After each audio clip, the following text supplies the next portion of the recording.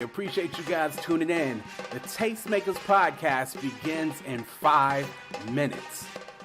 Make sure not to go nowhere, because Quote, Brina, Trisha, and Corey, also known as the Tastemakers, will be with you in 5 minutes. Thanks for sticking with us.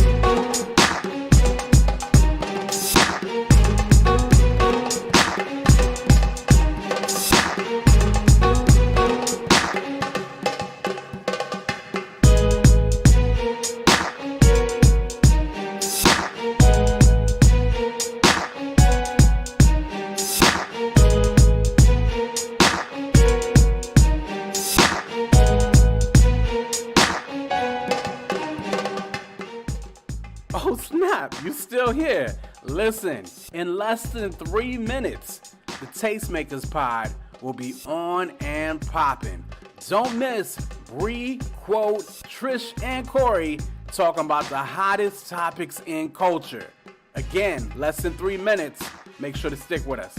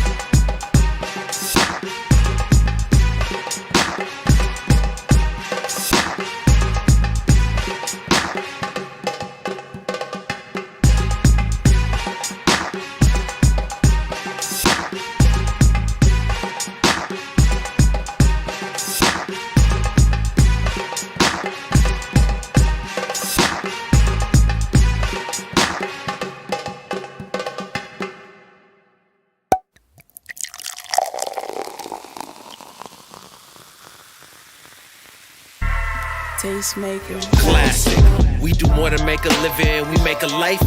When everything is dark, we are the light. We are the Tastemakers. Aight. Let tomorrow tell the stories that we make tonight.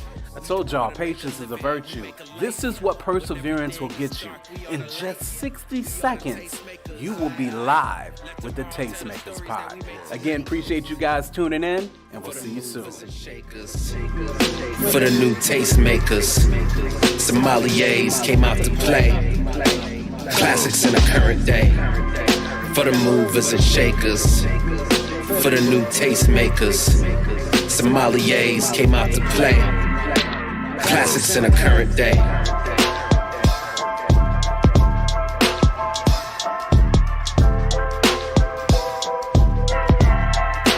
Classic.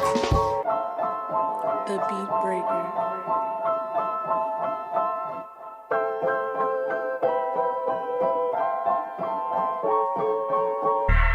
Tastemakers.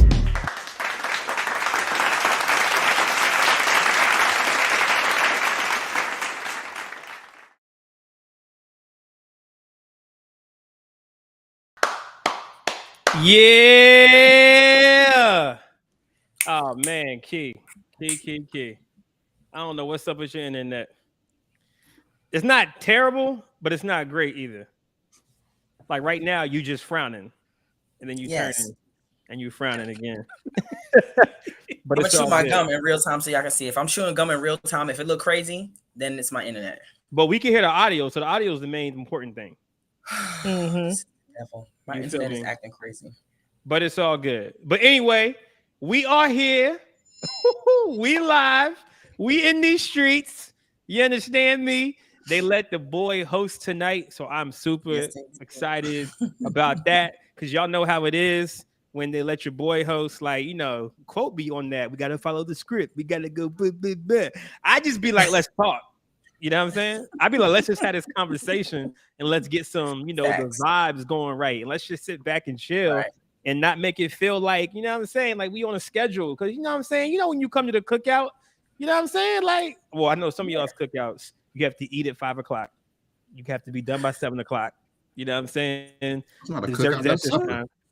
Right. That's true. That be them Hillsong cookouts you go to. No, that's true too. Yeah, that's a fact. You know what it is?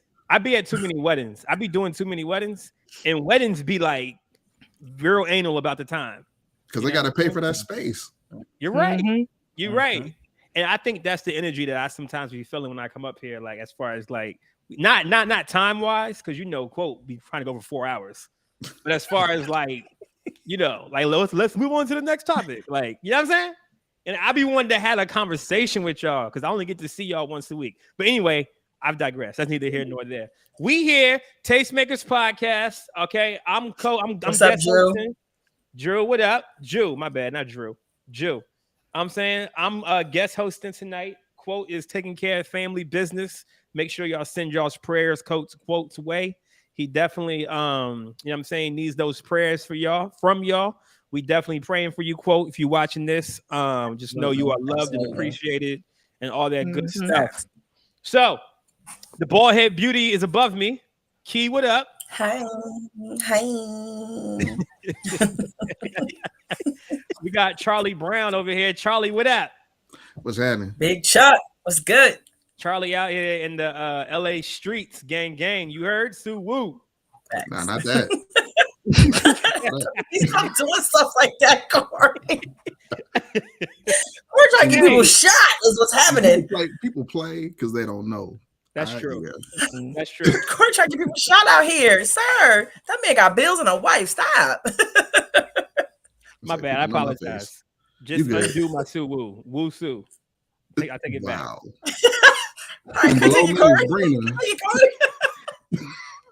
Wait, what is the Crips call? Do Crips got a call? It's not really a call. It's Crips call each other cuz.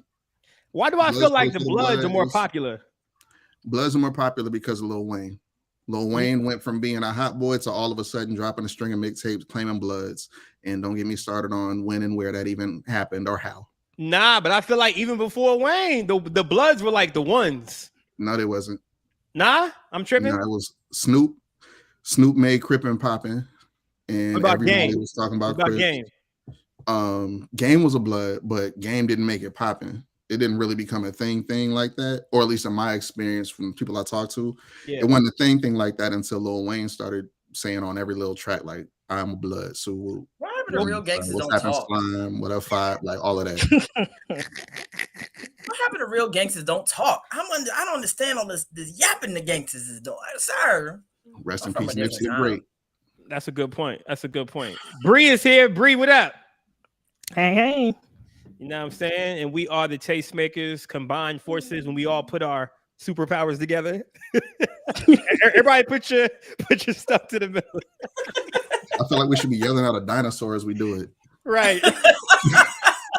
Wow. Ain't that the gesture? What was it? Something like that. Something like that. A dinosaur. I don't know. Yeah. I'm not. Yo. So how was everybody's week? What's up? Talk to me. Let's start with the ladies. All right. Key, what up? My week was okay, actually. What did I do this week? Booked it. I'm making money, booked and busy. Let me hold it down. I've recently acquired another member to my virtual assistant firm, and so I got another person on board. The goal is to onboard a new person every month or every quarter at least. Onboard a new person every quarter until there's a team of about 8 of us, and then I am going to slide to the left and let the other VAs do the things. I feel that. And then I feel that. Being the host with the most. Wait, so like you don't be out. So like you work for yourself. Mm-hmm. You pay taxes? Mm-hmm. Oh, okay. You the fed? Right. I was like, yeah. Am I about to get arrested on the Tastemakers podcast live? Like, am I about to get arrested in real time? No. I just be thinking like, how do people who work for themselves, like as far as like barbers or like what you do, or like DJs, like they pay taxes? So the rule of thumb is quarterly to put us. So actually, the rule of thumb is every time you get an income, set aside 30% of your gross income for taxes, because either you pay quarterly or you pay annually. But either way, 30% is a rule of thumb. It would be better to overpay than to underpay. But the goal is to be at zero. You don't want a refund. You don't want to owe. In business, you want to be at zero. You want to have I think my accountant did tell me that. Mm-hmm. I seem to always owe though. Yeah. I'm not sure why. Right. Definitely gonna say I'm paying taxes while the live is on. Absolutely. Man, the government ain't worried about us, man. We're trying to get people shot, arrested. Listen, I'm too cute to be in prison, okay? I mean, I'm just saying. I'm just asking an honest question. Anyway, Charles, your weekend, bro. No, Bree, my bad. Let's see. Yeah, let's see. What did I do? I had a super long break. I was on PTO since like last Wednesday. Yo, I feel like you did that already. You be taking mad days off, yo. Not really. I've taken more days off this year than I have like previously. I just feel like you be always taking. Are you in these streets when you take? But I gotta use up. I gotta use up my PTO time though. Oh yeah. Oh, you gotta use it to lose type situation. Not really. I have like I can roll over like a week. But I just had like a whole bunch of family stuff, so I just been taking PTO. So all right. So you ain't been going outside? Yeah, I've been outside. Struggling when it was time to go back to work this week. Even though I work from home, it was still a struggle to walk across the other side of the house. Did not want to come in this room at all. But no, the week's been good. Yeah, everything's been cool. You like working from the crib? Yes. Yeah, been doing it for 5 years. God, dog. Oh, it's great. She's real comfortable with it. Real comfortable. Yep. Don't got to take no showers or nothing. Still have to take showers. Not really. That, Why would I want to be in the house defending myself? Like, Corey, no one said that. You know what I learned? Y'all know, real rap though. You know what I learned? People have distinct musks. You know what I'm saying? Like my stink doesn't smell like your stink. That part. You feel me? Yeah. And like my stink and your stink don't smell like Charles' stink. So like when somebody stinks, you know whose stink that is. You feel I don't me? know. I don't get close enough to stink people to know. Nah, you got kids. Kids stink is different than regular people stink. Let's start there. Kids always stink, I feel like. That is true. No, they don't always stink. Nah, kids can do one little thing and they be musty as I don't know what. Kids stink forever. Or they just smell like outside. Like if they go outside and 2 seconds later they smell like outside. And that's what I was saying. Outside is a real smell too. It is. It is. And so when you smell like outside, I'm like, please get away from me smelling like outside. No, like, 100%. And that's when they want to be the most affectionate. Right. All up on me smelling like outside and raccoon juice. I'm like, hey. Raccoon juice. That's too funny. Hilarious. Charles, weekend. My weekend was cool. So my grandfather, he's the patriarch of the family, he's the elder of the family, and his health has been kind of declining. His wife passed a little under a month ago. And him caring for her had his health in decline. So now that she's gone, all of us were like, okay, we need him to keep living. We need him to still have a zeal for life, a passion, all that kind of stuff. So he's moving around pretty gingerly, but my aunt had a get together over our house for Memorial Day, and we all went, took a nice family photo with him. He got a chance to really just kind of hang out with some cousins, his children's grandchildren, great grandchildren. So just looking at the photo and seeing like the amount of generations that are represented was really beautiful. Yeah. Especially because like my parents live back east, so they're here to take care of him. And they've been here for maybe so they've been here for a little over a month now. Okay. And they don't get a chance to mingle with the family as much either, just because of how difficult it is for them to be traveling and owning their business. Right. They franchise a couple businesses back in Maryland, are licensed to practice in Virginia and DC as well. And they're still trying to manage everything back there, but do everything out here and be here for my grandfather. So we're figuring a lot of things out. My kids are good. My wife is cool. My anniversary is coming up. Let's go. And I'm trying to figure out exactly what's going to happen, because we had plans, and then my grandfather's illness caused my parents to be out here. So the plan was my kids are going on a trip to New York and DC in a couple months. Yeah. And from there, I was going to meet them in DC with my son, and my wife was chaperoning them. We were all going to meet in DC, leave all the kids with my parents, and my wife and I go somewhere for like a week. Now that my parents are here, there's nowhere to leave them out there. Right. So we kind of got to figure things out. But our passports just came in, so we can hop if we need to. But that's what's up. That part. Yo, how do you feel? Because I'm thinking about you saying your grandparent, is sick, and making sure he's good and wants to stay alive and that kind of thing. What do you do with like older people that don't want to live and like, yo, just let me die? Because I feel like we be praying for stuff that necessarily the people who we praying for don't want it. And I'm talking about like older people. Like sometimes they want to go. So it's a weird thing. I've been in situations where I've dealt with death a lot of my life. Yeah. And I've seen the situations where, to your point, somebody's like, just let me go. I don't want to be here. And I've seen situations where somebody's like fighting for their life. And what they want is what they want. However, the prayers of the righteous avail as much. Where we're more gathered in his name, he's in the midst, kind of thing. I've literally seen situations where folks are praying and tarrying on behalf of somebody to make it. And the doctors aren't sure as to why they're surviving, because everything vitally says they should not still be there. Right. And then their mom. So I'll say, I've had 3 dads. My pastor back home was really sick, and he was in the hospital. And we had people like, this is when I lived in Virginia, people in Virginia praying, people in LA praying, people in Texas praying, people in Uganda praying, people in London praying, like all at the same time on his behalf. Wow. And his mom, mother of the church, goes from the chapel at the hospital into the room and tells everybody, shut up. Because she got a vision that what she saw was there were angels that were specifically assigned to usher him back home. Wow. But they were having a tug of war with the angels that were sent to answer the prayers of the righteous. Gotcha. And God's will had to be done. And in order for that to be done, she had to get everybody quiet. She says, shut up. His daughter, literally, special needs child, but an amazing child, just out of the blue was like, God is in control. Probably the clearest sentence she's ever spoke. And maybe 10 seconds later, he took his last breath. Wow.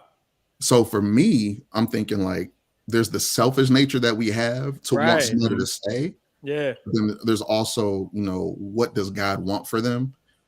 If we have them stay, but they're still suffering, they're still dealing with the ills and pains of this world, or do we pray for God's will to be done and then trust whatever that is, that he's still sovereign and in control?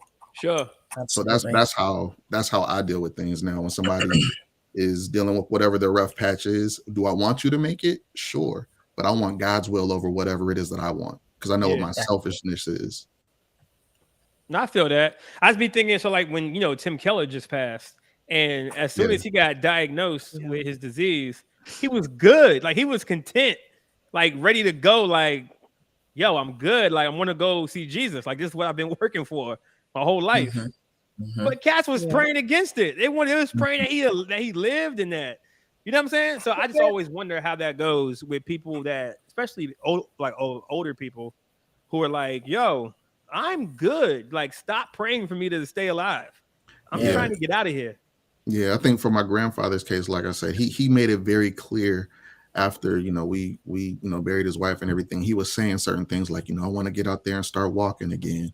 Eventually I want to get back to getting out. Like, he used to golf like every day because he lives right by a golf course. Okay. And he was like, I want to get back out on the greens and chip a few. And I'm like, okay, so this is good. This is him saying he has a will and desire to still be on this side.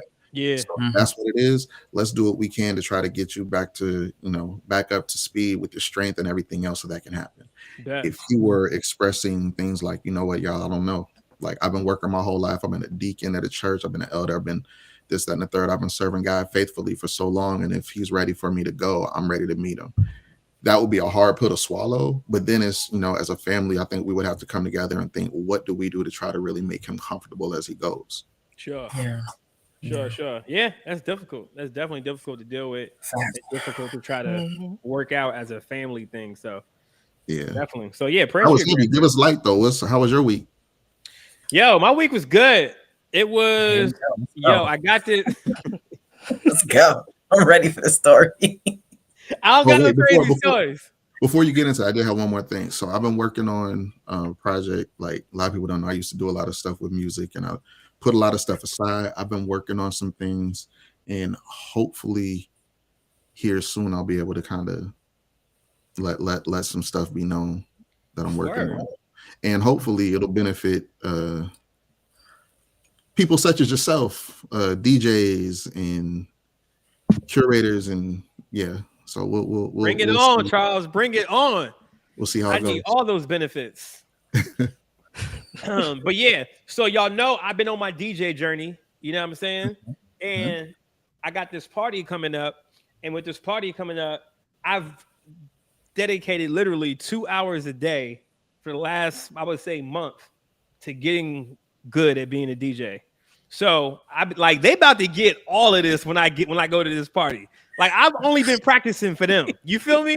Like, I'm about to be crazy out this joint when I get to this party. They're not gonna be able to stop me, son. Like, they're gonna think I'm the world's greatest DJ. I'm like, literally, I've only practiced for y'all. So like, I cannot wait to do this show. All right? You should finish that with like, I only practice for y'all. Y'all better like it. Yeah. Right. Listen, I didn't got my DJ tag. You know what I'm saying? Shout out to Commercial Kings. They gave me my my drop. You know what I'm saying? Lord. You're now in the mix with God's favorite DJ, C. Goss. Boy. Okay. Hey. Here we go. You feel me? Like, I'm about to really embody this whole DJ thing, but I'm trying to figure out at what point do I call myself a DJ, because I want to be respectful to the establishment. You feel me? So I don't want to be disrespectful to cats that have been DJing for 20 years and they see me and be like, this ain't no DJ. You know what I'm saying? Like, so I don't know. In y'all's opinion, when can I call myself a DJ? I think the moment you book your first gig. Yeah. So it could be like a baby party. Mm-hmm. I agree. You said the same thing here. Yes. You booked your first gig. It's a wrap. Like the same. I think Steve Harvey has said something when he was doing comedy and everything. The very moment that somebody booked him to host, he added that to his resume. Literally, I changed my whole my Instagram profile now has a booking link for hosting. There is a hosting booking link on my Instagram profile. The second I'm a host now. I don't know. I might respect the establishment too much. So like, you know what I'm saying? Like, I'll be like, I'm an aspiring DJ or something like that. But like, I don't know. Judon said as soon as you get paid. That's true too. Let your respect make you better at the craft, but don't make yourself small for the opinions of others. No, I feel that, but I'm realistic. Yeah. I'm not like, it's a word. You know what I'm saying? Like, anyway. Ninja, did you get a check? Ninja, did you book a party? Do you got equipment? Did you just get a drop? Nigga, you about to go do a party? You is a whole DJ in these streets. Is DJ C Goss in this mother? You understand what I'm saying? Like, no, that's what we doing. You did all the work. That's what we doing. Look, Kiera trying to hype me up. I feel you. I feel you. I'm gonna take that energy. All right. Okay. Did y'all got memes for Bree? All y'all good on memes? Yeah. We memed out. All right. So first of all, before we get to that, Y'all know we got a popping show tonight. Let me go through these topics real quick because this is how quote we doing. So I got to do it like in quotes footsteps. You know what I'm saying? We're going to be talking about, is there a downside to having a love language? You know what I'm saying? To love languages in general. We're going to talk about diversity, equity, and inclusion backlash. Target's back in the news. Target got some backlash. You know what I'm saying? We'll talk about that a little bit more. And then if let's say you married to a white girl or a white boy and you're married to them, can they say the N-word? I think it's debatable, but we'll talk about that too. And then the all-time favorite debate between bone-in or boneless wings. So pretty fun show tonight. We're going to keep it light for that, except that one topic about the N-word. We'll see how that happens. But in the meantime, between time, it's time for the memes of the week.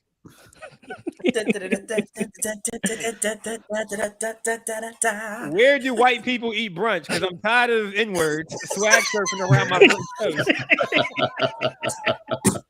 That is a fact. Okay? Bro. That's what makes the French toast taste good. What is you talking about? No, it doesn't, bro. I'm with the person. Better. I'm with the person whoever created this because it'd be a lot, especially if you go to the ratchet brunches. Like it'd be, and yo, Key, you in ATL, so you know how it be. I do. It's out of control. Yeah, I like my course without the side of rhythm. I got enough of that. I got enough of that. I am blackety black. Yes, swag and surf around sis. I'm finna be popping my tongue, waving my fork. Yes, I'm that. Like, don't take me nowhere. Don't take me with y'all nowhere. Do not take me into any PWI establishment, okay? Because I'm going to be Kiki. There will be no Kiara. Listen, from 9 a.m. to 6 p.m. I am Kiara, Maverick virtual assistant to you, helping you streamline your businesses and office procedures. After 6. Baby, it is Kiki. Kiki is in the building. Yes, we popping tongues. I'm dripping sauce. I'm being loud. Yes, sis, yes. Step over these eggs Benedict and what? Yeah, you're definitely the girl I'm avoiding when I try to. I'm like, don't sit me next to her. And I not sit next to that table. No, you got to get you one that could do both. No. Get you I don't want that. I don't mind the swag surfing as much as long as you're not bumping my table. Like, they going bumping, Charles? What you mean? I done been in some situations where it's like the music's popping, the DJ's good, the food is fantastic, everybody's having fun. It's a good time. Once you get somebody to get a little bit too much of that, I don't know, mimosa, whatever they got in their system, and they get a little too wild and don't understand their personal space. Like, you can either keep it tight and two-step, but if you're doing all the extras and now you bumping people's chairs while we eat, that's a problem. Hey Blair. Right. But that's the only way black people know how to party is for you to bump you and for you to, you know what I'm saying? I need to start to police black joy. Let's stop policing black joy in 2023. Okay. I'm just saying. Your black joy can't infringe on my black joy. Yes. It won't if you stay at your table. Okay. Life, liberty, and pursuit of happiness as long as it doesn't impede on someone else's. Yes, I agree with that, Charles. I'm not going to twerk in front of your eggs, but I am going to be loud. I'm just saying. I just don't want your sweat to drip into my grits. I'm cool. I don't sweat. I glisten. That might be fight worthy. I don't sweat. Like, I'm almost 40. I don't fight, but that might be worth throwing hands. That's a fact. All right, what's the next meme? All right, next meme is mine. Roydale and Alberstein's grandmother and my grandmother, okay, they were sisters. So that make me and Roydale and Alberstein, okay, that's going to first, second.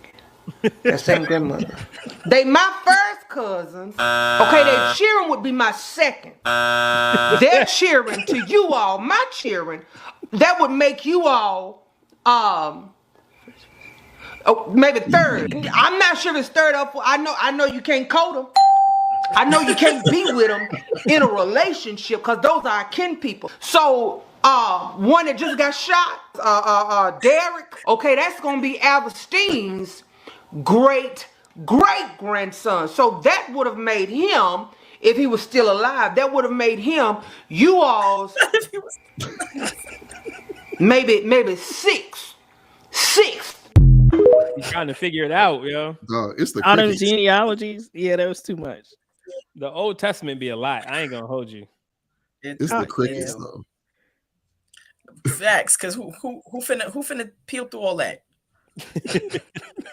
It's too much. That's like running through Matthew at the beginning. Everybody begat everybody. Get a genealogy specialist. Nah, right. Facts. That's a fact. Bet. Next one we got. All right, this one belongs to Charles.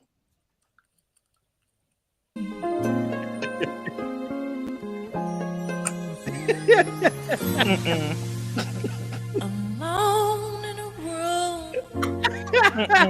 It's just me and you. Oh, I hate y'all so much. I feel so I hate y'all, man. I don't know what to do. Now what if I choose the wrong thing to do? I'm so afraid. Nah, this is the best one ever, yo. Afraid of disappointing you. So I need to talk to you and ask you for your guidance, especially today. Nah, yo, we not gonna do Mama Yolanda like that. This song is ruined for me. Y'all have ruined this song. I want to thank whoever made that, because I will never be able to listen to this song and worship Jesus ever again. Thank you so much. It'd be funny though, because like these single gospel singers, right? Or like these single gospel personalities, like I think that we already think that all the men are like humping around everything. We already think that. Well, I know I do. I feel like in my head. But like, do y'all think like the single women gospel singers, people, you think they be out here? Like, y'all think Yolanda be out here? Yolanda ain't out here.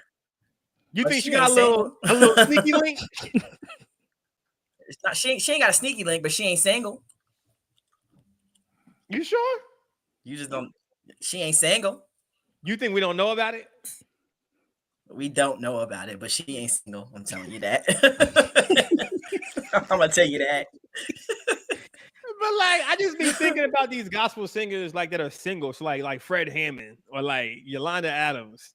You know what I'm saying? Like who's some like who's another single? Marvin Sapp. Sapp, that's true. But I'm talking about like who's a female gospel singer? Other than Yolanda. Dottie Peoples. No, I'm joking. Jessica Reedy. Jessica Reedy is what I'm saying, bro. Jessica Reedy who does the podcast now? Is it Jessica Reedy who does the podcast? Mm-hmm. Yeah, she does. She has a podcast. I think they be getting it popping, if you ask me. She did a whole podcast about how she was her stories. Yeah, listen, I don't know. Jessica Reedy got stories. She's she's super cool though. Yo, she is. I'm not saying she's bad. I'm saying she told us a story, and I was like, sis, you was out here with a crazy. But could you imagine? That was the moral of the story. But like, could you imagine if like Yolanda Adams had a tape? Bro, I don't want to imagine it. That's not a scenario. No. Oh my god. No. How crazy that would be. No. Hey, whose meme is next? Here. I'm just saying. Because we're not going to do that one. No, sir. It was hilarious. Oh man. This is Kiera's meme. Almost. I seen this one before. That's John funny though.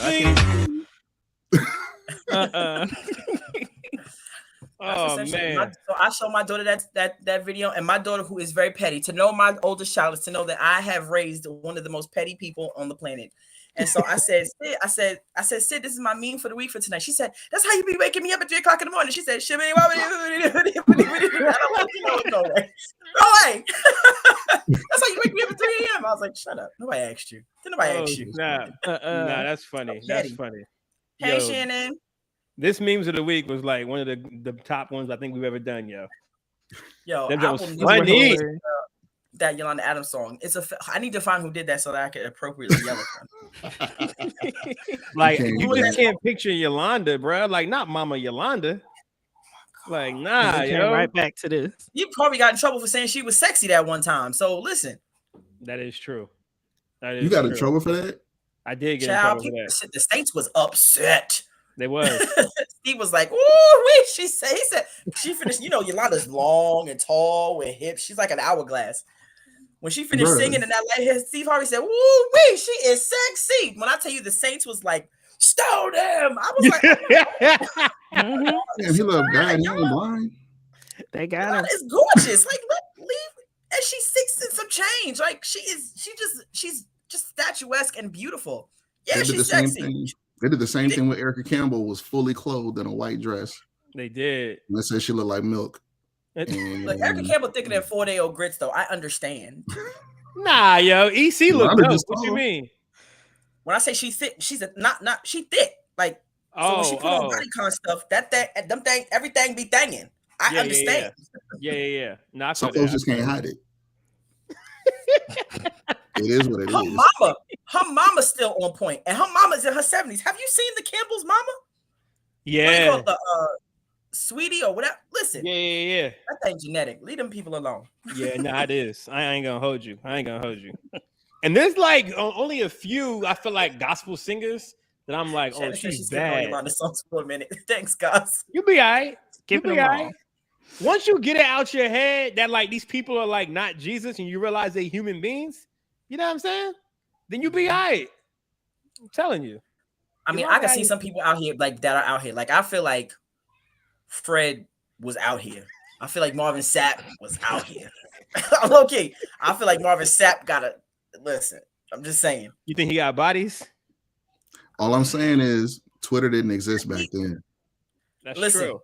If there was a shade room in the 70s and 80s and 90s.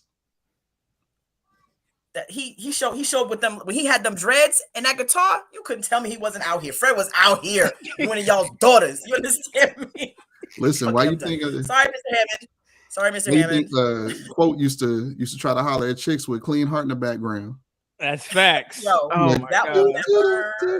Quote definitely said that he was rubbing booty to clean heart. He definitely said that. I don't know what Quote was doing. That's terrible. That's your man, Charles. That's your man. Hey, that's the homie. He said it. Dietrich had enough. Oh, nah, Dietrich is Now, I done been to some things with Dietrich. I've literally seen women reach up at him at shows trying to grab on him, and he's like, "Oh, lift your hands to Jesus, honey."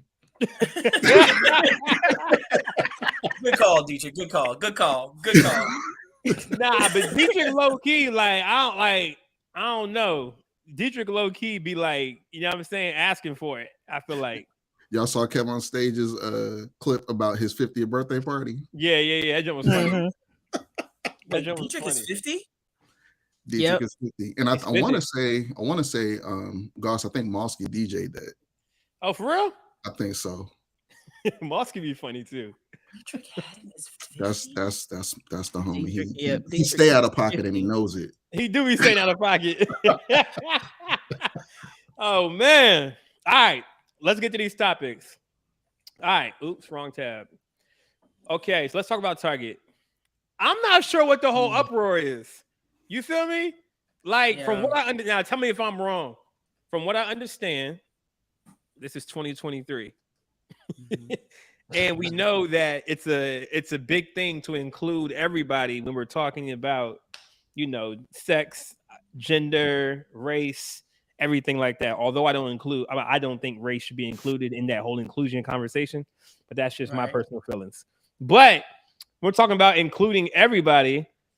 We're gonna revisit why you think that, but go ahead. We live in a time where it's not unusual for the LGBTQ plus community to be included in stuff, right? So Target put up a what was it called? A display, right? Mm-hmm. And they wanted to what actually was displayed? You guys know what it was?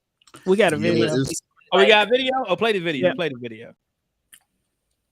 Target went all in for Pride Month, and it's not going well, to say the least. Fresh off the heels of the Bud Light Dylan Mulvaney fiasco, Target decided to go all in on Pride and was met with boycott calls due to an LGBT-friendly kids' clothing line.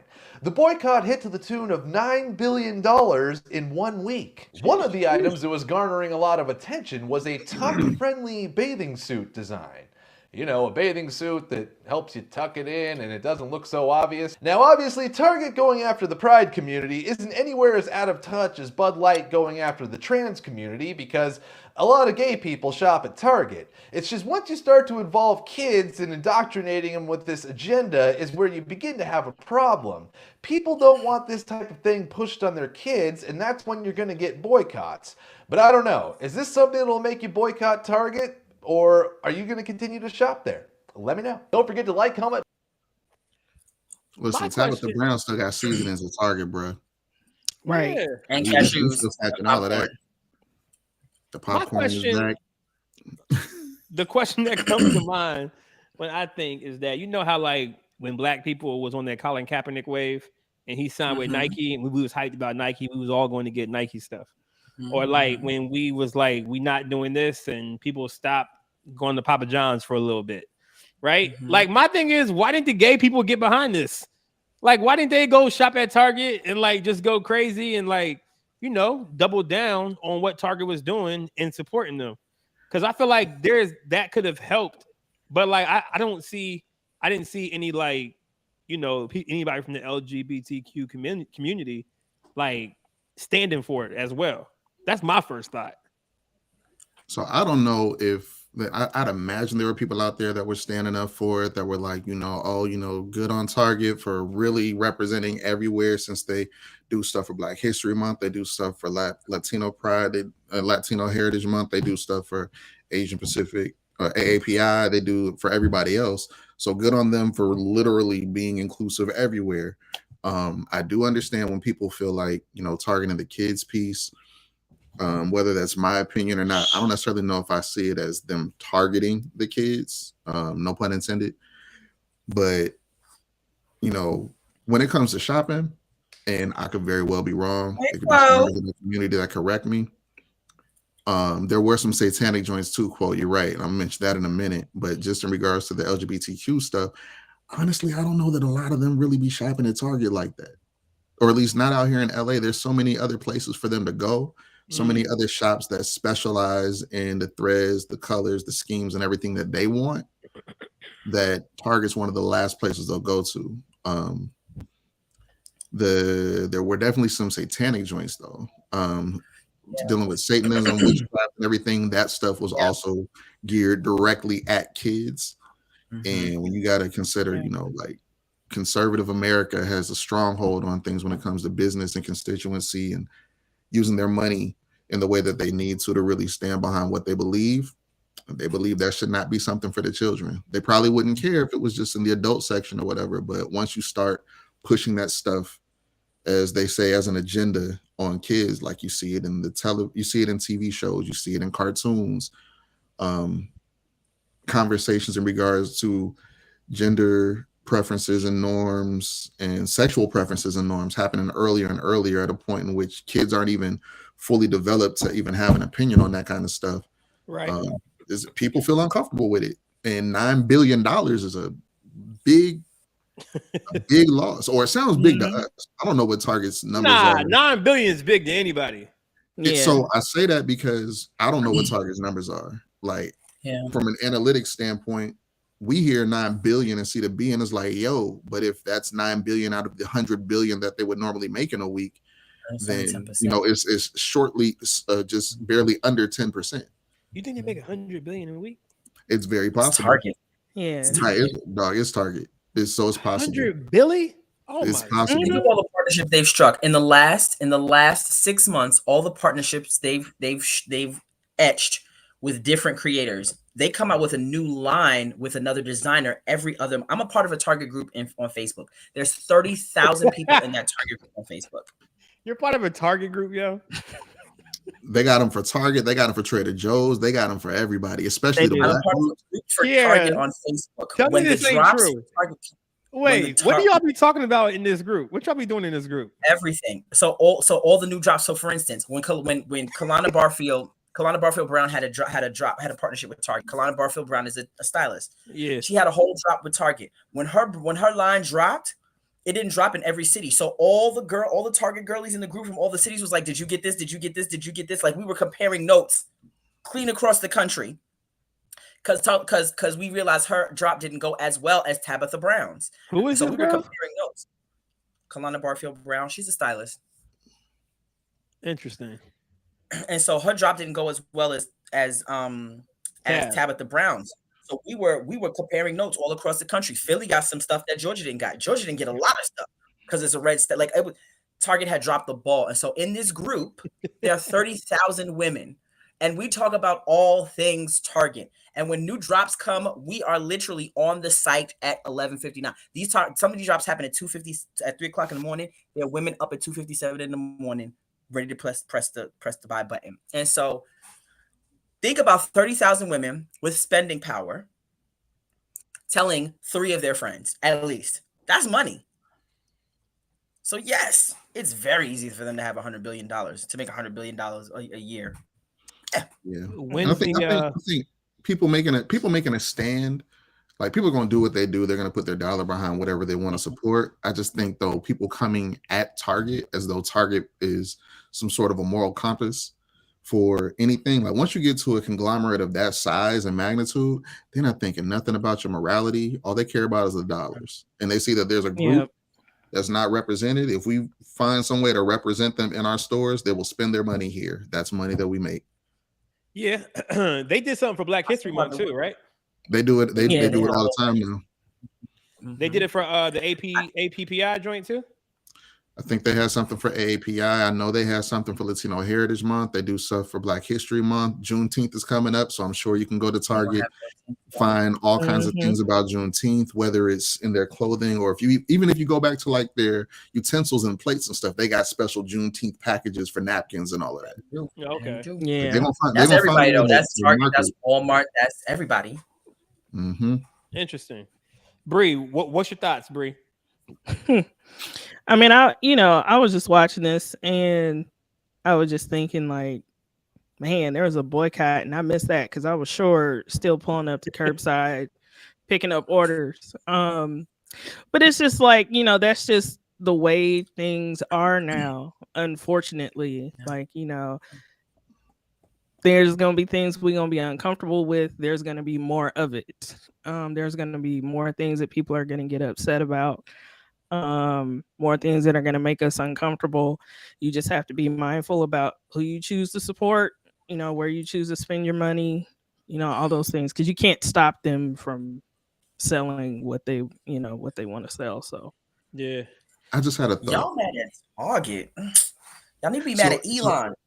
Well, that's I'm right. always mad at Elon. But no, I just had a thought in regards to the Target stuff. Like, I wonder how did that information get out that they lost all that money? They reported it. Did anybody hear anybody beating the drum to be like, oh, let's boycott? Oh, we're mad at Target. We're boycotting Target? Because that I didn't see. I only saw what happened afterwards and the outcome. Right. So this very well could be a marketing ploy from Target to be like, hey, y'all, look, we lost this money trying to support y'all. Come spend your money to help us make it back. I don't know, Charles. That's a reach. It's not. I worked in retail for years. It really isn't. They'll do what they need to do. Facts. That's wild. That's crazy. And we're on the cusp of a recession. Yeah. Yeah. On the cusp. The Republicans love to see this. They was hype. I saw all across they Facebook boards and they Instagram posts. Go woke, go broke. They was hype. Yo, I don't know why conservatives hate gay people, bruh. I don't know why they hate him so much. Like, fam, like y'all gotta chill. Like for my conservative friends who like are part of that whole, that whole demo of people that think like gay people are the worst people in the world. Like y'all gotta relax, okay? For real. Look, sin is sin. They sin different than you. Listen. It's wild, bro. And my thing is, even if you boycott, how long is a boycott? No boycott lasts. I ain't seen a boycott that lasts longer than 2 weeks ever. That's a fact. Like to what end? That's a fact. We be selective boycotting too. Everybody just want to be outraged. So much fuss there are conservative gay people, and the conservative gay people were like, "Oh my god, this is even too much for us. Like, we're not even going to say anything. It's too much." How they say it? Do it again. Oh my god, this is too much even for us. So I'm not gonna put this in a segment. That's really rude. Sorry, guys. Terrible. Well, I think Target's gonna be fine. I don't know about you guys. I think they're gonna be just fine. I'm not nervous for them at all. I don't think anybody's gonna get laid off. I don't think anybody's gonna lose their jobs, or I think they'll make that $9 billion next week. Elon Musk's account. That nigga got too much money. He doing all of the things. Yeah, Elon's flying to space, putting chips in people's heads. The FDA is backing him. Y'all need to stop worrying about Target in the game. Okay, the satanic stuff, yes, get that out of there. Mm-hmm. Worry about the wrong. Y'all always worry. White folk, y'all be worried about the wrong things all the time. Elon about to put y'all's babies' heads. They about to put hormones in your chicken. Y'all about to get vaccines in your chicken. Focus on that. That's a fact. All right. The ultimate question, the most important and pressing question of tonight is when you eat your chicken wings, do you have to have the bone in, pause, or do you like the bone out? Basically, do you want chicken nuggets or do you want first of all, with the chicken? Why they gotta be nuggets? Because that boneless thing right there is a chicken nugget. That's not a nugget. Chicken wing. That's a grown nugget. That's not a nugget. No, it doesn't even come from a wing. How can you call it a wing? It's not even a part of the wing. It's a breast shaped into a wing piece of meat. Well, clearly, y'all know my stance already. My stance is bone in, and I'm trying to. You're right. There, pause. And I'm trying to figure out when you make a chicken wing, how do you take the bone out and then just keep the chicken by itself and make it a chicken? Like how that don't look real. You know what I'm saying? That's not a chicken wing. That's like chicken, like breast meat that they just cut, bread it, fry it. Like that's really all that is. It's just a marketing ploy. Okay. It's not a wing at all. It's not a wing. No. That's a breast. That's breast meat. You can even tell by the texture. It doesn't even have the same texture in the meat. That's not. They call them boneless wings for people who have sensitive teeth. I would assume. I don't know, but it's not for children. It's for children. They're not for children. I'm an adult. I believe in my ability to appropriately maneuver my way around the bones of the meat in order to get the meat off the bones and into my body. Jesus, I don't need somebody to pre-cut my meat for me. Pause. Yeah. Please pre-cut. Circumcised. I'm all for it. I am all for it. Now I will order boneless wings with no shame. I will say I do know some people where, like, just because of how sensitive they are to animals and all that kind of stuff, they'll eat the chicken, but they don't want to see the bones that the chicken was there. Yeah, I know people like that too. So I've heard of that.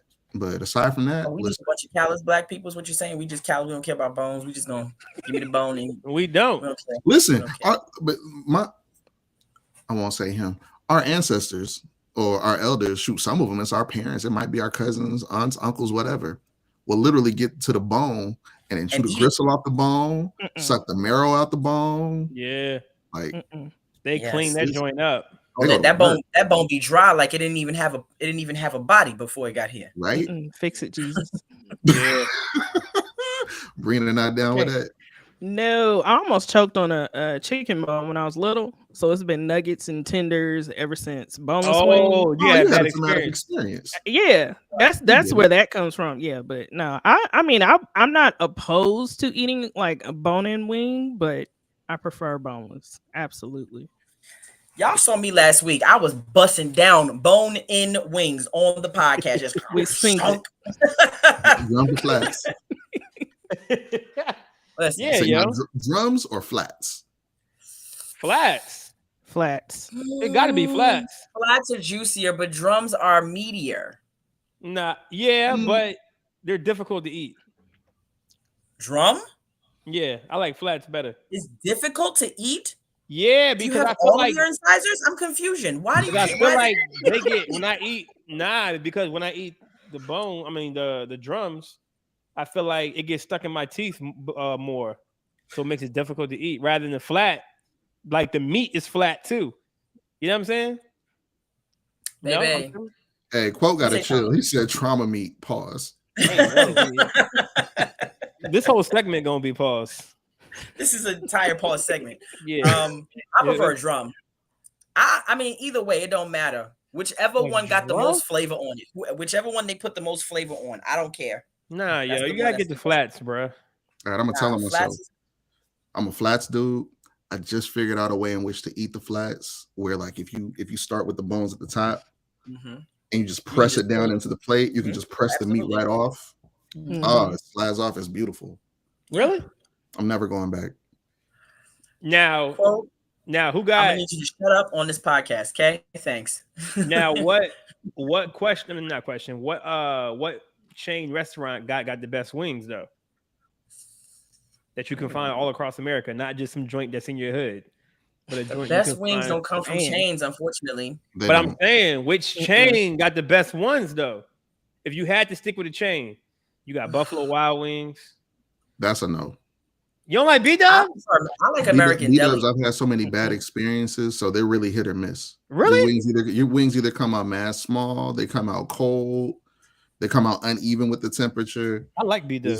It's like it's American cool. Deli was popular. It's a cool spot to be, like for games and fights and all of that, but it's been hit or miss. What about Rick Ross? Dave and Buster's.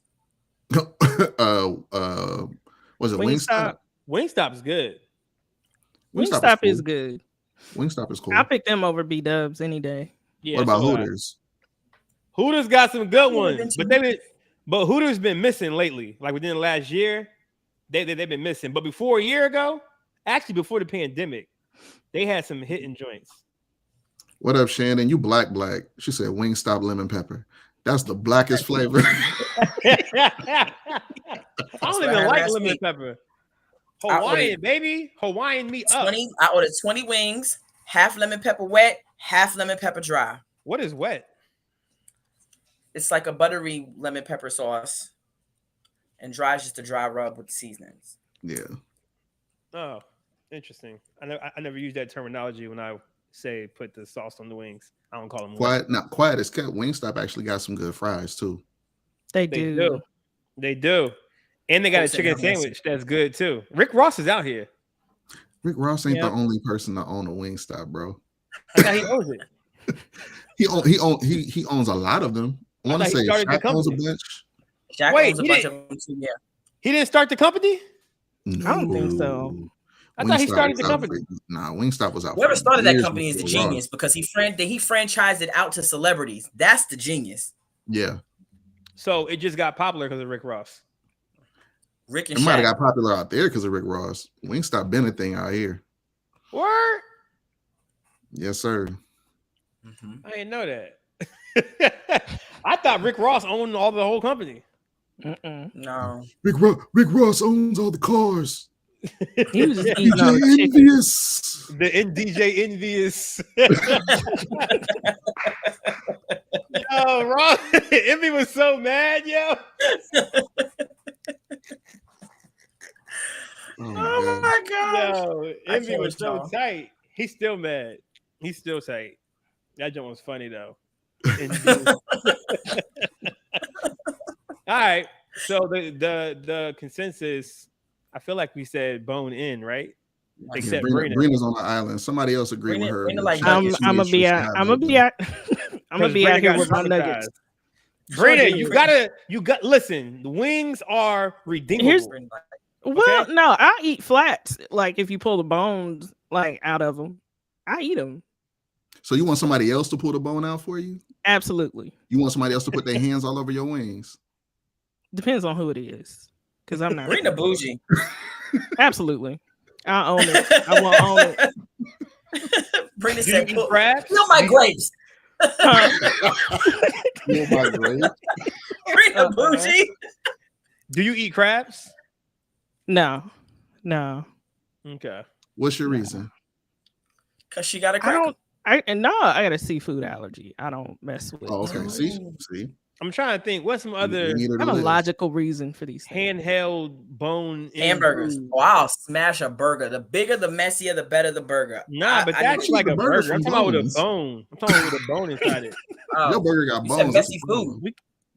Yeah, if your burger got bones, got a bone in it, that's different. What about ribs? That ain't ribs. It's the same thing. That ain't ribs. It's not. Not rib really. bones are huge. She ain't choking on a rib bone. I can see that. I can see it. Hey, Brina, you can't see a chicken bone. Look, I mean, I was a toddler, but still, I remember what happened. See, that's a whole nother issue. Black people giving kids chicken bones. That part. See, so Brina, let's unpack this. So it's therapy. It's about to be a therapy session. It feels like it. I'm sensing some trauma. I'm gonna show you you some carrying pictures. into your. Tell me what your immediate feelings are when I show you these pictures. Right. Your next doesn't look like your now, and your now is not your yesterday. So yeah. And I'm still gonna place that boneless wing order from Wingstop with pride. Hilarious. Carry out. All right. So I was presented with the question today in the group chat with the fellas. And they was like, Corey, since you're the most likely one that will marry a white girl. Hey, let's pause just for that. That's hilarious. I mean, you've been dragging these Slovakian sideburns around for the last year and a half. So come on. So that's how the chat started. They said, if you married, can your wife say the N-word? So I said, in what way? Like, what do you mean? Like, she's calling me that? Like, she's like this nigga, like stripping? Like, see? Corey can't come to the or not. It's a real question. It's a real question. Because they're like, listen, she gonna be around it because your whole family say it, we say it.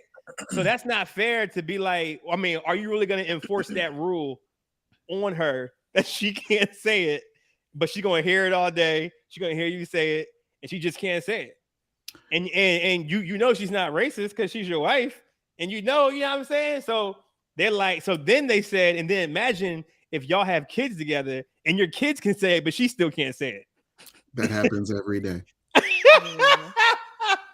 Just cause listen, so if I get married to a white man, can I go around colonizing people's nations just because I'm with this white man? Can I go to Jamaica and say this is Kiara Stan now?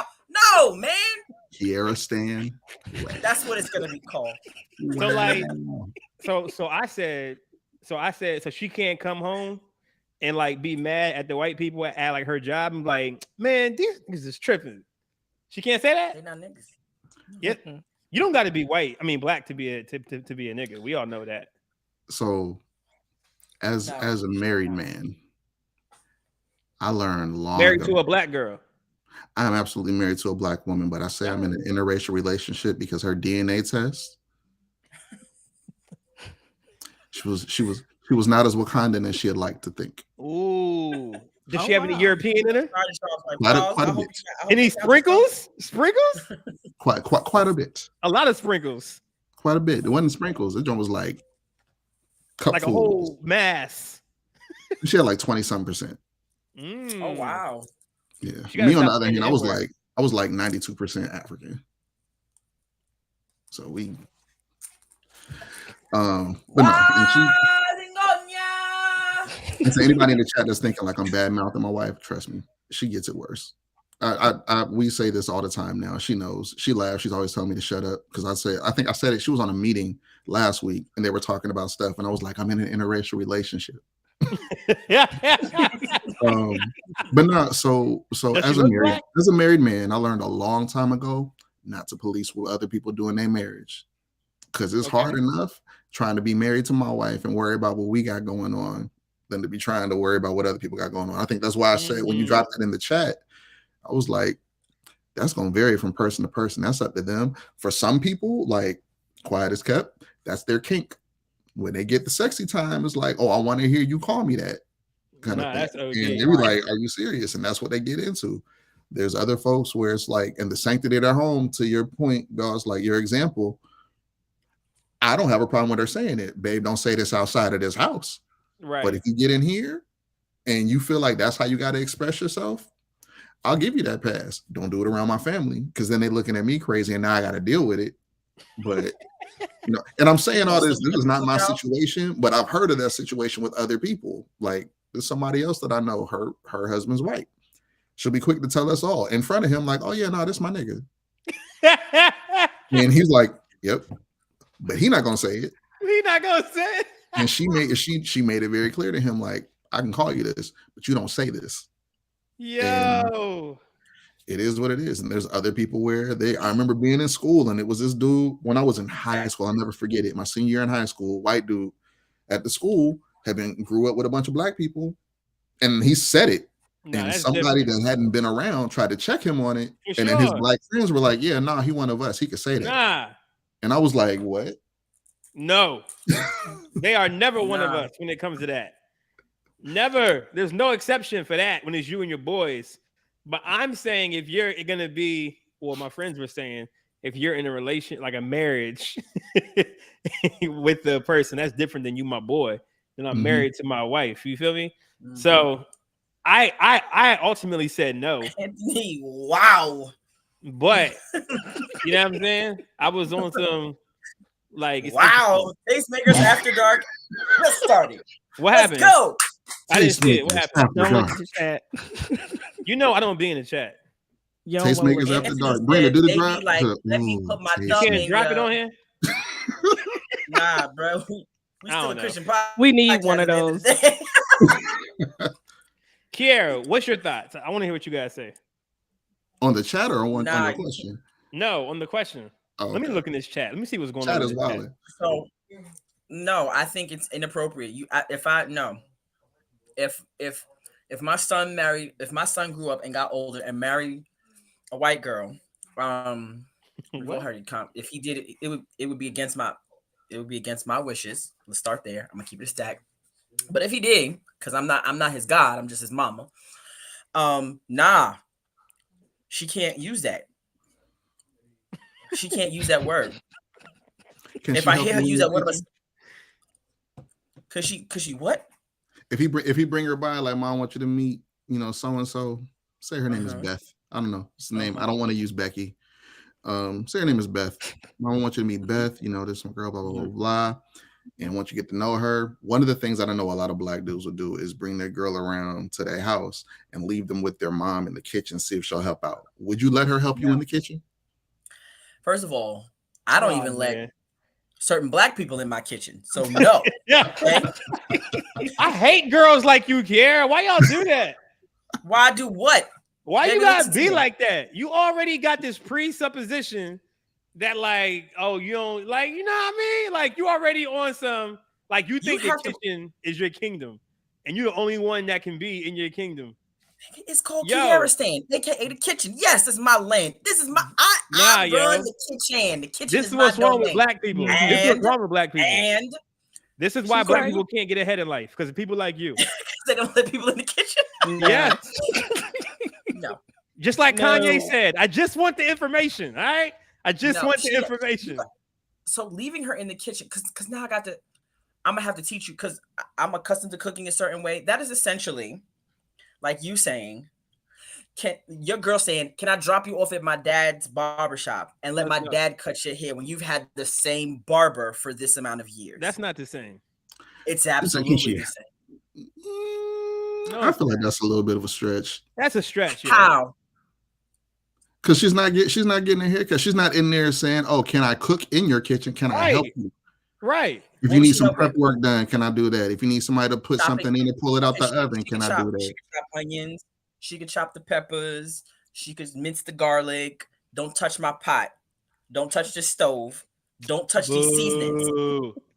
Like, can I talk to you? Can I learn from you? Can I learn a recipe that he really likes? Because I want to be able to cook like his mama. Yeah, what's wrong with that? His wife? Are you his wife?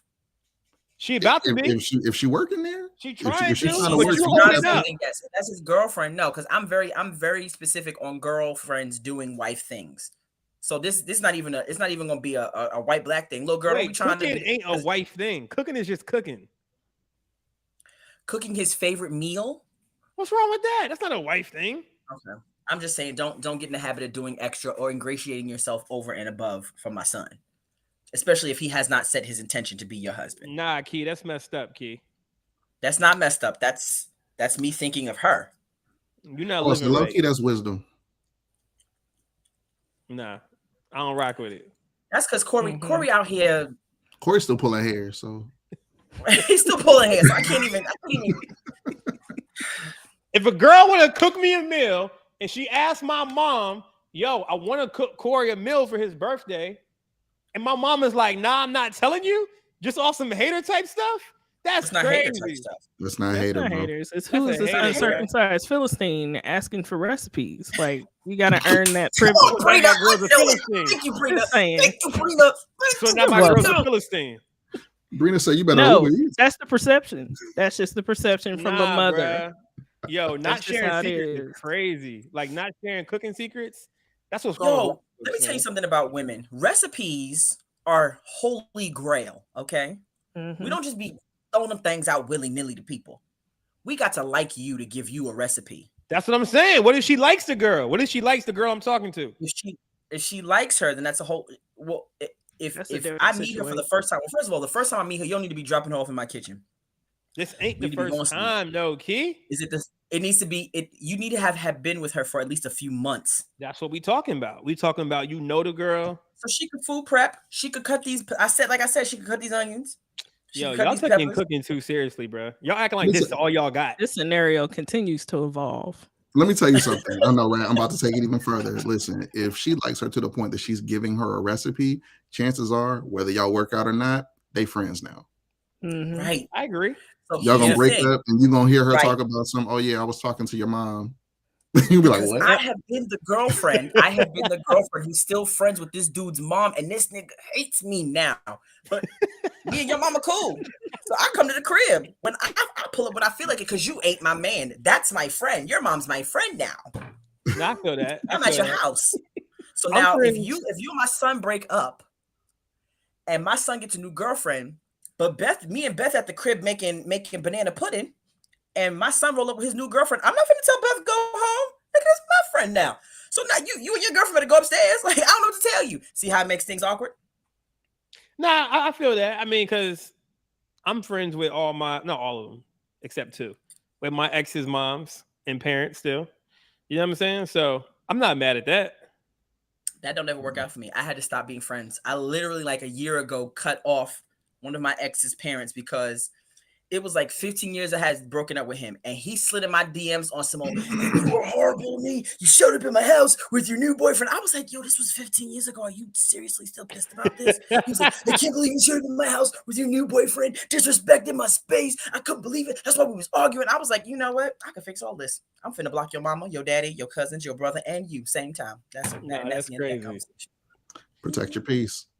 Brina, though, I mean, I guess back to the original question. Brina, what you think about the N-word being floated out there by the 2520s? I used that term in church the other day. They were like, what?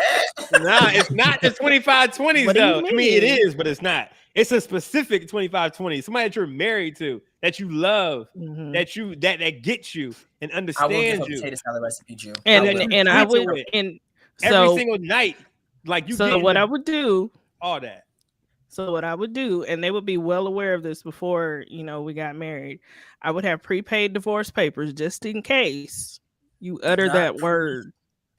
It'd be in a glass case in the hallway with a neon sign that says "In case of emergency," and you know what this emergency is. You say it, sign it. I'll press a button. His bags will already be packed. Like, Brina, that's not Corinthians. That's not Corinthians 13. You can't say that word. Me and Jesus would just have to talk about that one. I'm like, you heard him say it. Like, you heard him say it. You knew he was gonna say it. You should have stopped him. Like, no, I wouldn't. I would not say that to Jesus. But no, I feel very strongly. I wouldn't. You can't. No, that's not cool. You cannot say it. You cannot. That's not I mean, cool. I would. You can't say it. I was just having a conversation with my daughter. She had a little friend in school, and all his friends was white, and they love using that word. I said, "You better not ever bring that little boy down." No. Yeah, see, my sister-in-law. My sister-in-law is white. My sister-in-law is white. If she ever sees this, I love you. Please don't say it. I'm gonna have to pull you to the side and have a conversation. And I would fight for you. I would kill for you. I would die for you. I just don't want to have to be the one fighting everybody else in the family for it. Please watch your mouth. Watch your mouth. Yeah. Yes. Interesting. Yes, that's not your word. That's not your word. She never would. I just put that out there. But Yeah. So on the topic also of race, Kiara posted something interesting in the Patreon today. If you're not part of Patreon, you should go join that so you can see this conversation. Listen, join the Patreon, guys. Yeah, go like, subscribe. You know what I'm saying? This is all, go do all that. That's all the good stuff happens. That's where a lot of these topics be coming from. Lowest of keys. All these topics come from the Patreon. There are 3 tiers of membership. If you look over there, guys, there's a $7.99 tier. There's a $12.99 tier, and then there's a $19.91. That's really the one you want to be a part of because you get free tickets to Domination, which is coming up in June. June 23rd. Okay, you got a month. You got a month's notice. Zone. Get a plane ticket. Get some cute clothes. Get to Domination. Sign up though. That's where all the good stuff happens. We have game nights. We have a game night coming up. I will be, of course, the hostess with the mostest hosting the game night. It's gonna be a blast. All the game nights are fun. But listen, scan it. You see this little code? Scan it, and then join the Patreon. $19.99 divided by 30. You spend more than that for that on coffee. You spend that on croissants. You spend it on cake pops. You spend it on them nasty wings you buy from Wingstop. Wait, we got to chill on the cake pops. If it's between cake pops and the Patreon, that's a big decision. Oh yeah, Quote said it's a game night this Sunday. Listen, pull up. Quote, I'm not coming Sunday. Quote, I'm sorry, I can't go. I got to be at the Roots. We won't be pulling up. I'll be at the Roots. The rest of y'all should pull up. I'll be at the Roots picnic watching Usher. In Philly. You know what? That's a good reason. I know. Yeah. But low key, I'm mad though because Puff Daddy was supposed to be there. And he pulled out, and I don't know why he pulled out. He's probably getting ready for that versus with Jermaine. That wasn't the he had no dress shoes to slide across the stage in. Yeah, right. Puff got all the dress shoes. No, don't be disrespecting my role model. Yeah, what? You know what? That makes perfect sense. That explains a lot of things. I was waiting on that. That's my role model. I love Puff. Okay. All right. Continue. Wow. So Kiara over here put something in the Patreon today that I thought was interesting, and I wanted to fight in the Patreon, but I say, you know what? I'll save this for the show tonight. I'm gonna fight in public. That's how we do it.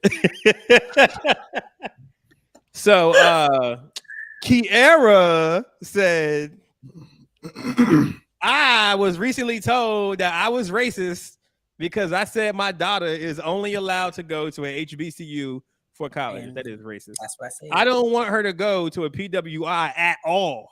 And it's not mandatory that she goes to a Christian college like a lot of Christian parents force their kids to. I don't know about that. I don't know if that's true. I told them, number one, I'm black, so it's impossible for me to be racist. What I am is prejudice. Okay. And number two, PWIs and Christian universities have one thing in common: white supremacy, ideology woven into their culture. And I don't feel no way about it. So I said, well, Kiara. You didn't say it with that tone.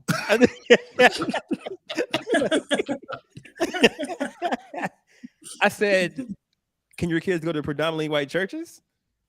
Are they allowed to go there? Do HBCUs have black supremacy in their culture? And I was responding in that way because although I understand the principle of what you're saying, I disagree with it because I feel like it only allows your kids to explore a world that doesn't exist. So I'll explain. I'll give you an example. So I intentionally worked at a white church when I got to Richmond. I intentionally put myself around people that don't look like me and all that stuff because I knew the world wasn't just all black people. In order for me to be effective and survive in this world, I need to be more well-rounded because I had went to an all-black high school. I went to an HBCU, went to an all-black church, and my whole world was black. There's nothing wrong with that. I loved it, every single second of it. So let me first definitely say that. There was nothing wrong with the way that I was raised and the people that I was around and anything like that. But diversity is important. And when you referenced Christian universities pushing this white supremacy thought, I don't disagree with that, but I don't think it's all. And I don't think you said all. I think you said most. I said a lot. Or a lot. Yeah. I think you said a lot. And I don't think that's just in like if that's your reason for her not going to a Christian school, you would have to remove her from a lot of stuff. So I don't think that's fair just to say she's not going to a Christian school because they have white supremacy means she can't work in America. That means she can't do a lot of stuff. Like, so I don't know. It felt like I like the black power energy, but I don't think it's fair to automatically put this on your daughter and say, you cannot do this, you cannot do that, you cannot do that. Now go eat this soup and be out of here. You know what I'm saying? Now there are several like, things. What is she like? But mama, I want to sing. Like, you know what I'm saying? Like, you feel me? So I don't think necessarily. Now, granted, I don't have any kids. I'm not married. I don't know what it is to raise kids in 2023. But it just sounds like you're giving her an unbalanced view. I'm not telling you how to raise your kids. I'm just questioning and asking, why do you have this view? And you then are allowed to ask this question. I want Charles and Brina to chime in on this as well, too. But go ahead, Key. No, you're absolutely allowed to ask these questions. So here's my thought process, right? There is a certain sauce, a certain incense, a certain fragrance that being around all black people permeates into portions of your life. Fragrance. We live in Georgia. Smell it. A very, very, very red state, right? Georgia just recently turned blue, but it still has very red tendencies. Yeah. And so there are certain parts of the black experience that I grew up with that I want my daughter to have in her arsenal. She does not necessarily have to do as I did. Like when coming up, I grew up in a very black household. I was just telling a friend of mine today, I had black encyclopedia. Encyclopedia. For those of you who don't know, encyclopedia are a set of books that preceded Google. If you wanted to know something, you'd go and find the last book of the encyclopedia, which is of course the index. You'd look, it's in alphabetical order. You'd flip to the letter, and then you'd find the thing you were looking for, and then you'd find the encyclopedia. Teach us, Key. But you don't have to take my word for it. Right. Google encyclopedia. So I had regular encyclopedia, and then I had black encyclopedia. Also, I come from a super rich heritage in that my actual maternal grandmother's family is one of the largest pre and post-slavery recorded African-American families in this country, right? So I have all that as the backdrop of who I am as a black person. My daughter did not grow up with any of that. I did not. The way my grandmother was like, I didn't have my first white teacher until the 7th grade. Oh, wow. Like my life was very black. And that's why you swag surfing that brunch and putting on people's eggs. And what about it? Now, my daughter didn't grow up like that though. Like, so I didn't force her to. And so one day we were sitting down talking about, like, I was talking with somebody about black movies. We're having a conversation, and I was talking about very important people. Now, part of this is because of her age, but another part of this is because I didn't put her in close enough proximity to these things as a kid. And it's not to shame my baby. We had the conversation. So if she cut the corner looking at me sideways, if I look up, it's because she cut the corner at me, scowling at me. But she didn't know who Denzel Washington was. She didn't know who Leon Long was. She didn't know who Halle Berry was. She didn't know a lot of his black people that were very important to me. We talked about I was talking about Roberto Clemente. I was talking about Medgar Evers, like all of these people that are important parts. And my thing is, without the history, where do you navigate? The history aids as an anchor and a compass of sorts. And so I need her to have that. If she now, I'm fully convinced my child's not gonna bring home a black man.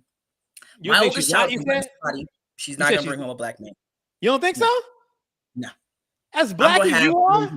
I'm 100% certain I'm gonna have Blasian babies because my daughter loves all things Korean. I know I'm gonna have me some Blasian babies. I know it. I'm gonna have a bunch of little Blasian grandchildren running through my house. I'm convinced. I cannot be convinced. Huh?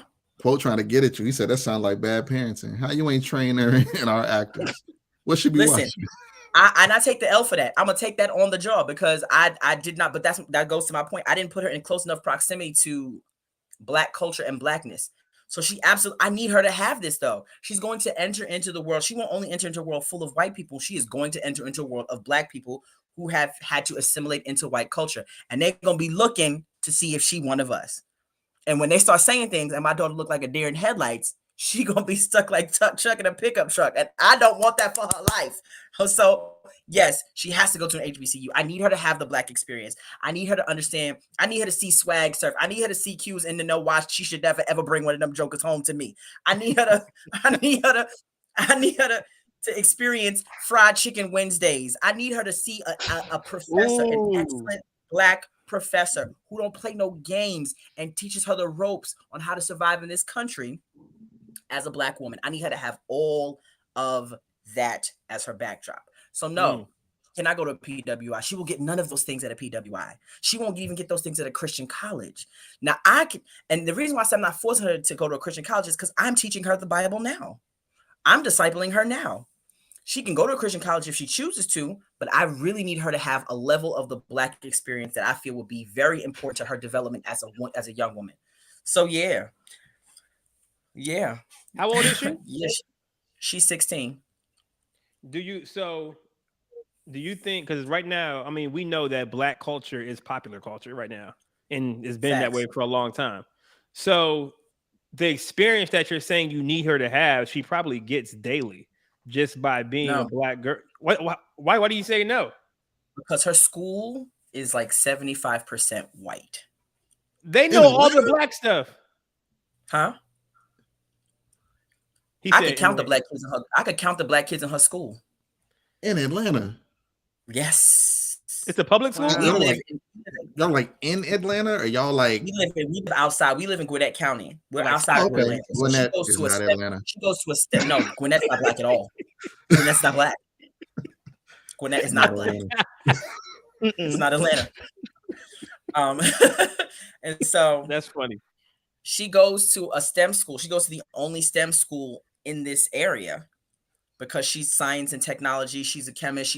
She's already taken AP calculus and AP world history. She's just entering in 11th grade. So all the things she needs at the school. Unfortunately, there's a disproportionate amount of people who look like her in these situations.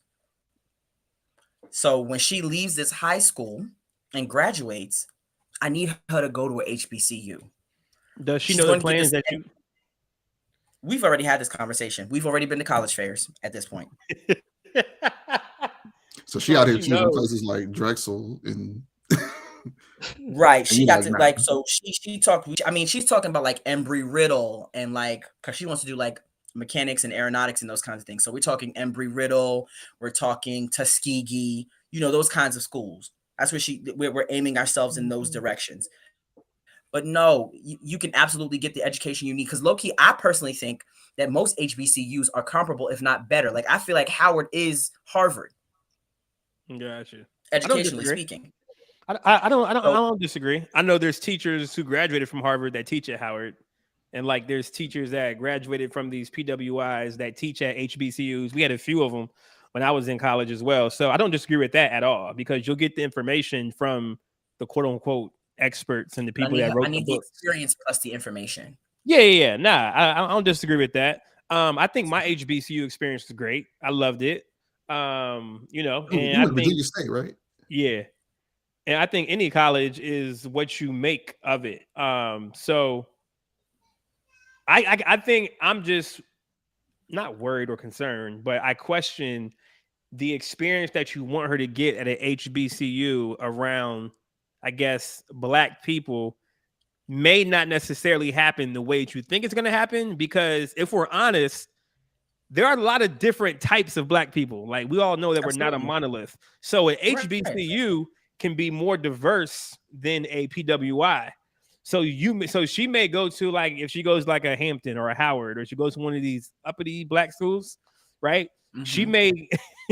She may come out not liking certain Black people, because, like, she may think that they're above them. She may think that I'm better than that person. Because I'm not trying to cultivate. I'm not trying to knit together her Black experience. I'm trying to get her in a space to deepen it on her own. Okay. She ain't gonna get that at PWI. What you think, Charles? So she need to go to it. Yeah.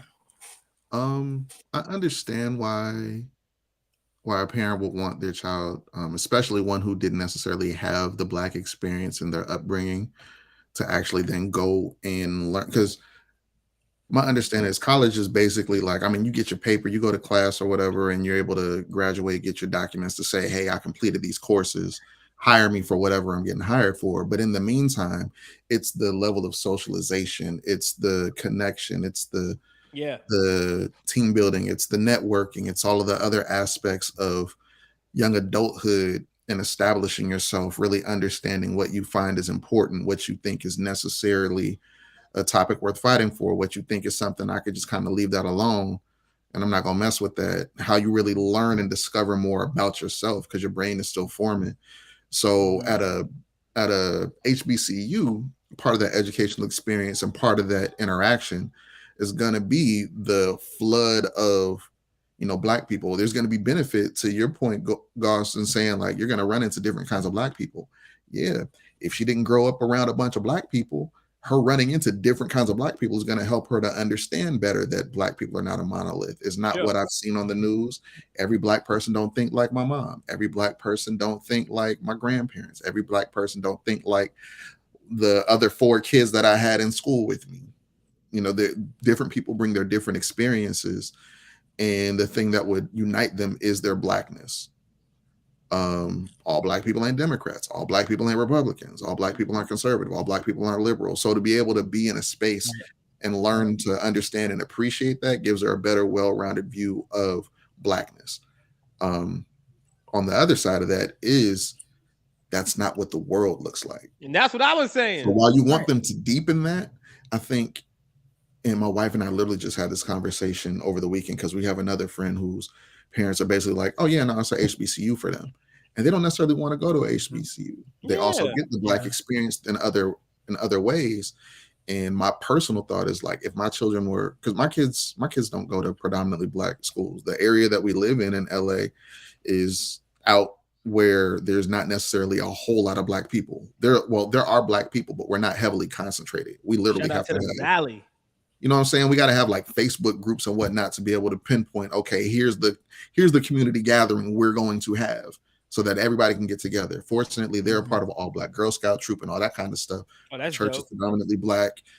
A lot of our friends, we have friends of various races and whatnot, but the overwhelming majority of them are Black. So they're getting the experience through other means.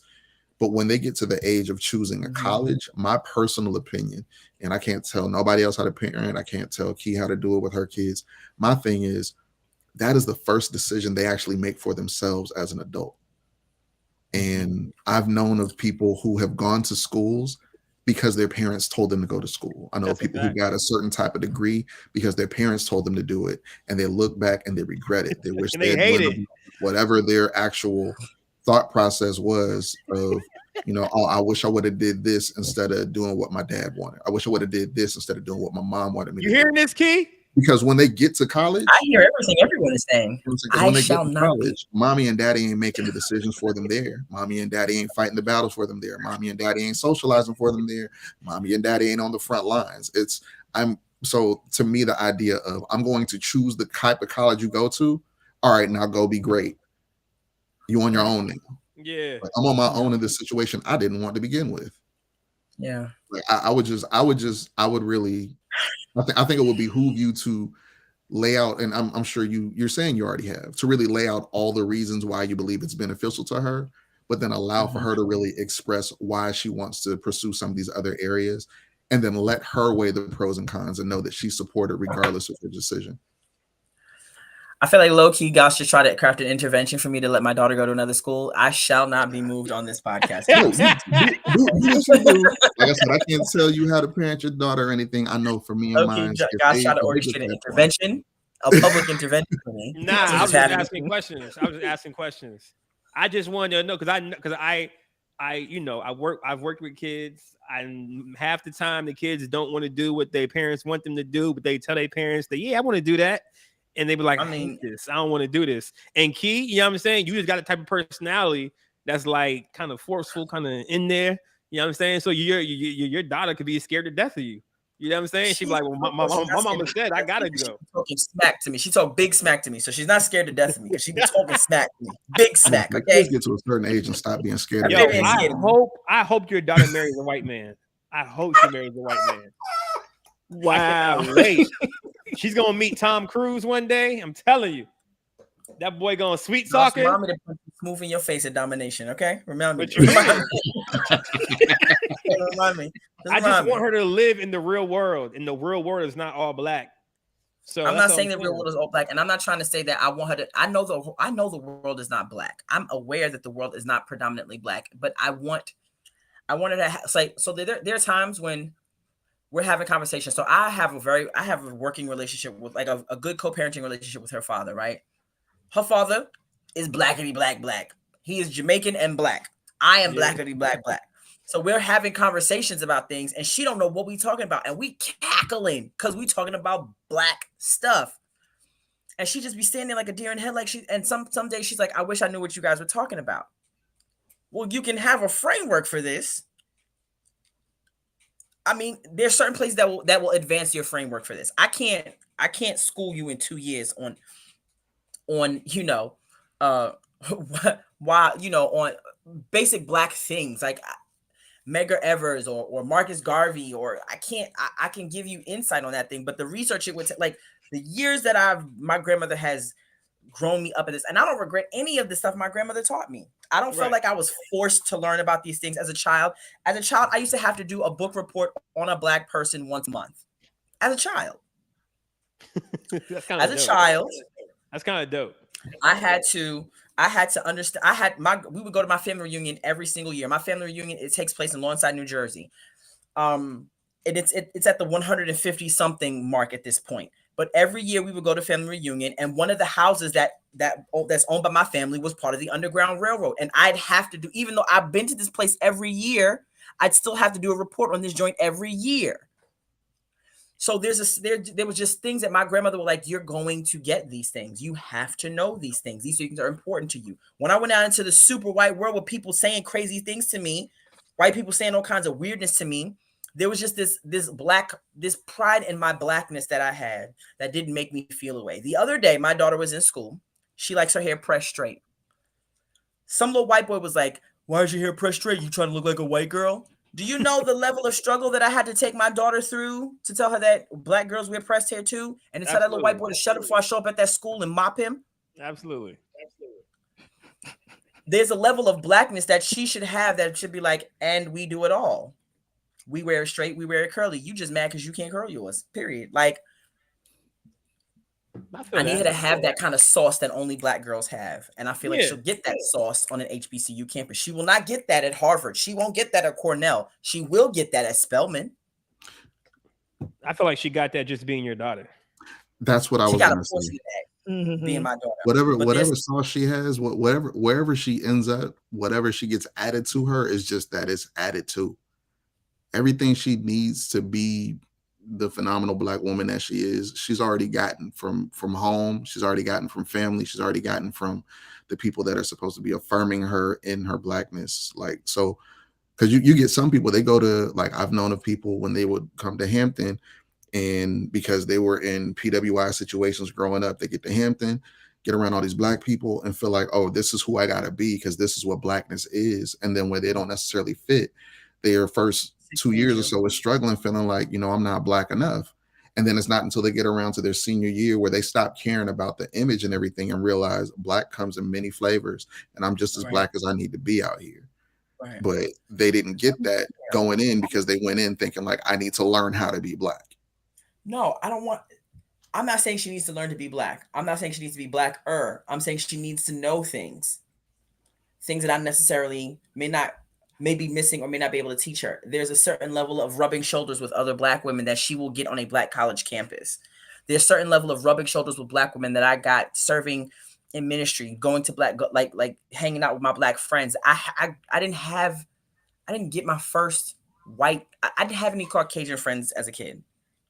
I didn't have Caucasian teachers as a kid. So all this black excellence. I had, by the time I was 10, I had encountered Panamanians and dark and chocolate Brazilians and Dominicans, and like I had encountered so many different people from the diaspora in my life. By the time I was 10, my daughter didn't get that experience. Now, I'm not saying that I wanted her to have. I wasn't forcing her into that experience, nor do I feel like she feels robbed. But I do want her to have some of that.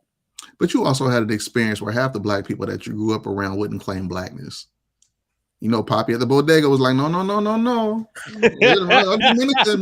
no black. But I say all that jokingly, but like, and this has become more of a discourse or a dialogue or whatever. I just feel like the era that we grew up in childhood and even college age or whatever is very different from the era that our children are going to be in when they get to college. So the idea of us having grace with each other and patience for somebody while they're learning and getting their experience and coming to their understanding, that existed then. I don't know if it exists now because everybody's so quick to judge. So while, you may have the patience and the wherewithal to try to, teach your daughter things, whether it's, let me sit you down, you're going to watch a season of Martin. If you like it, you like it. If you don't, you don't, but you'll at least be aware of these things. So you can't get your black card pulled for this. Let me sit you down so we can go over this. Let me sit you down so we can go over this. It'll be quick or whatever, but you'll at least have exposure to it versus her having none of that, getting to a school where everybody else is seeing each other's competition, especially black girls at a HBCU. They're already competition with each other just for the attention and affection of whatever athlete or, frat or whatever. And so they're judging each other, condemning each other like, girl, you don't know whatever, blah, and try to make her feel bad, condemning her for it. Like, I don't know that college kids today will have the patience to let somebody go through their process of learning in their journey, even though they're all on the same journey of learning. Right. That's just me and how I look at the world, how I look at like social media. Like, kids is different. They are. I mean, ultimately, it's her decision to make. I have my preferences. It's her decision to make. There's only one thing I've absolutely forbidden her to do. Like, I have forbidden her to ever join the army. She cannot join any armed forces. I have forbidden that. That's hands down. I'm not moving on that. You're going to have to drag me over broken glass to get me to change my mind. You can't join the armed forces, period. I feel you on that. Yeah, Judan said running through a different world. Facts. Yeah. So she's run through essentially all the sitcoms, right? A Different World is literally one of my favorite shows of all time. I have two, Living Single in a Different World. Those are hands down my best shows ever. Why can't she join the army? Because the army has been traditionally unkind to women, even more so to black women. So no. The army has been traditionally, literally every 2 years, there's a scandal where somebody's daughter shows up missing and or dead after being violently sexually assaulted and then burned to hide the evidence. Every single time. They have been traditionally unkind to women, and then even more so because you're a black woman. So no, I do not want the phone call that they found my daughter in somebody's ravine because these nasty little boys in the army did what? No, I'll burn the whole platoon down. Absolutely not. I said that on the camera. Yeah. So no, she meant that. Definitely meant that. And that's the love. I mean, I definitely hear the love of that talking. Like, at the end of the day, it's just very evident that you love your daughter and you love, you know what I'm saying, and you want the best for her. And Absolutely. If you feel like she has to have the black experience in all aspects of her life, as far as 18 and older. None of them. Not Air Force, not Navy, not Marines, not Marine Corps, not Navy Reserves, not Army Reserves, not the Coast Guard. You understand not what I'm saying? Not the Coast Guard. Not the Coast Guard, not ROTC, nothing. I ain't mad at it. Now, do you feel like you've communicated it to her in a way that helps her understand it's you having her best interest in mind versus I just want you to do what I want you to do? No. Because when she asked me why I have to, so here's the fun, the cool part. I've never hidden any information from my daughter ever. The goal, the rule of thumb in my house is you can ask me any question you want, and I have to answer it honestly, even if it makes me uncomfortable to answer the question. If I feel you're not appropriate or you're not at the age to answer that question, then I'll say, can you circle back to this in a year? Because I don't feel like you're mature enough for this information. But I will absolutely answer every question she's ever asked me, no matter how uncomfortable they make me. She's asked me everything from how old were you when you lost your virginity, Mom, to what was another question? If she asked her father, when her father and I separated, Dad, if Mom died, would you actually come to her funeral and pay your respects, even though you two are not together anymore? And we have to answer every question she's ever asked us in full honesty. There's a full disclosure clause in my family. So yeah, no, I absolutely. When she asked me a question, why can't I join the Army? And I give her the stats. Well, here's what it is. And her father is in the Army. Her father is a career military man. He literally matriculated through the Army, left as a sergeant, and then joined the Air Force, and now is a lieutenant. And so her father is in the armed forces. But and with that history, I still. And I've had the conversation with her father, because when I said, yeah, you could never join the armed forces, her father and I had to have a sit down, and I'm saying to him, think of how unkind the Army has. Think of how unkind the armed forces have been traditionally to women, and then to women of color. Think of how unkind they've been to men of color. Now think of how unkind they are to women of color. Do you really want to have that underbelly, that underlying, as you send your daughter off to be a part of a corporation ultimately, who doesn't see her as person, but see her as commodity? Nah, I'm not with it. And we'll fight from now until Jesus come back. I'm not mad at it. Not mad at it. So I'm telling you, it's all out of love. And speaking of love, these love languages. Right. Us with the oh my god. The segues, they be abrupt, but they be all right. Yeah, but he forced that one though. I ain't mad at it. But I was just like, oh, all right. Sometimes you gotta jump in there because he was gonna keep going. But we didn't even get Brina's opinion. No, we good. I agree with everything that everybody else said. Wonderfully articulated. What she said. No, I was listening. And mentally taking notes. Of course, I was engaged. I was moved by the conversation. It was wonderful. That's hilarious. I was talking. So we're trying to see, is there a downside to love languages? And we have a video for that. We're going to watch that now.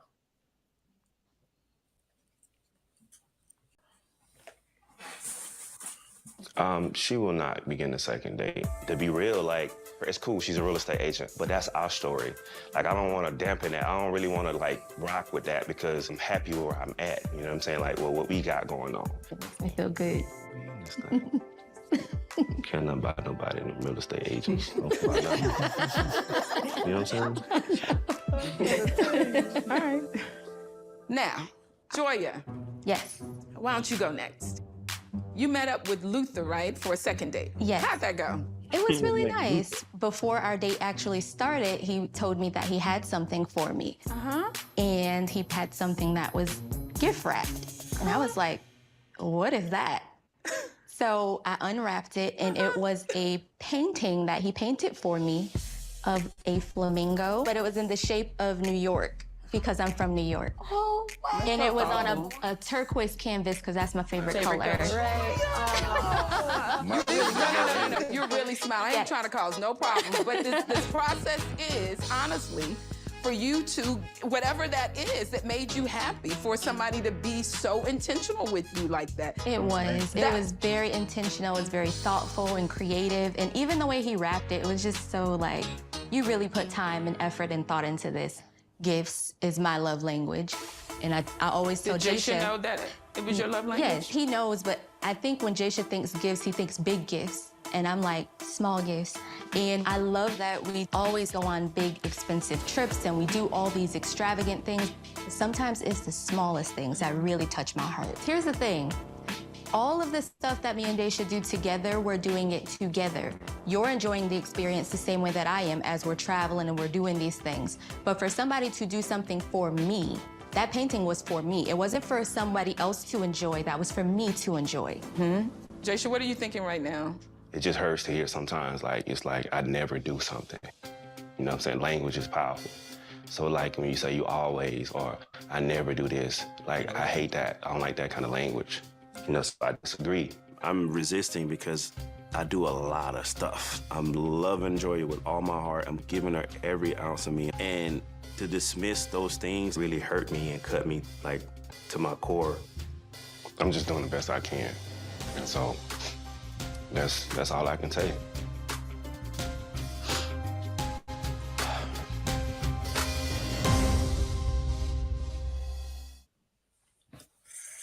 What show is this? Yikes. Y'all know? Messy one? Huh? Messy one? Yeah. What's it called? I think it's Put a Ring on It.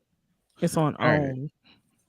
I got a lot in my head, but OWN's still around? I ain't know OWN was still around. That's what's up. Shout out to Oprah. Still around.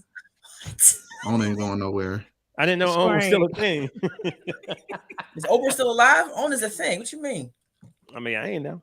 Anyway, what y'all think? Reactions. Let's go.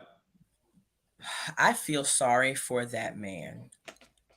I do. I feel sorry for him because did she communicate that it was little gifts? She just said gifts is her love language. Then she spoke in absolutes. And I am very careful. So when talking in relationships, I'm very careful not to speak in absolutes. Always, never. Those are absolute terms. And that means all across the board. It negates the effort that they are making. It negates the things that they are doing. It negates how they are growing, how he is pushing, how he is grinding. To see what he said and then juxtapose that against what she said and how she was super happy at how he didn't want nobody else. And he was careful in his language. He was intentional with his language. I don't care nothing about no real estate agent. I don't care that he was very intentional with his language. And she came along like the way, I just don't feel like she wasn't thoughtful in her language. She wasn't intentional with her language. And I don't know that she communicated that she likes small gifts. She just communicated gifts. And because of the way she presents very expensive. She presents very affluent. He assumed gifts meant whatever in keeping with her lifestyle. That's my thought process. He probably assumed this is the lifestyle she's accustomed to, so I'm going to give her gifts and accustomed to the way she presents. She didn't present artistic. She didn't present creative. She doesn't present small gift, thoughtful, intentional, handcrafted thing. She doesn't present that way. She presents Fendi, Gucci, Prada. Yeah, I feel Fendi, that. Gucci, Louis. That's how she presents. And so he gave her gifts in the way that she presented, after saying gifts are her love language. And so I feel like she may have done a poor job in communicating what she actually meant by gifts being a love language. I also think that she liked the man who gave her the gift more than she's letting on. And I think he sees that she likes the man, and that's hurting him because emotionally she's roped into this thing. Right. And I feel like, yeah, she hurt that man on national television, and I hope they go to counseling and make it. It seems like this is supposed to be a counseling show. And so that lady in the counselor, I know her personally. That lady, I don't know her personally. Let me change that. I know her. I've seen her in spaces before. Mm-hmm. She's not a counselor. She's a dating coach. She's a good dating coach. She's an excellent host. She ain't a counselor though. Joe Brown ain't a judge, but we've seen him do it a lot. That's a fact. Who? Joe Brown, Judge Joe Brown. Breezy. Joe Brown is he's hilarious. He's not a judge. It is what it is. Steve Harvey not a judge, but we've seen him in a lot of spaces. So I'm just saying, the show could be set up with whatever premise is set up. I just need greater context to: are these couples married? Are they just dating, looking towards marriage? Because I wish my wife would come to me with an opportunity to be like, "Hey, let's go on this show where we're going to agree to date other people and then bring that feedback back in a session in front of those other people." Right. What? Right. Nah, you good. If you how Fantasia said, you don't want me to know, talk to me. Right. Go for yourself. Like if that's what you want to get down with that. Yeah. I'm not down for that. If it's us, it's us. I think Kiera brings up an excellent point, though, just in the level of communication. Yeah. I mean, she said some things in that moment where it seemed like he's learning in that moment. Mm-hmm. But even more so than that, her absolutes seem to be what kind of shut him down.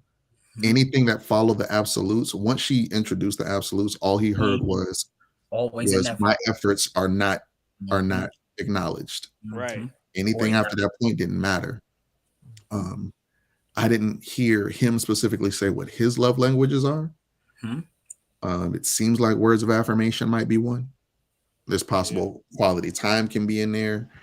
I think love languages are important. It's important to understand how your spouse receives love, or how your partner or whatever receives love, so you can know how to communicate to that, to their love language, so that they're receiving it as you loving them.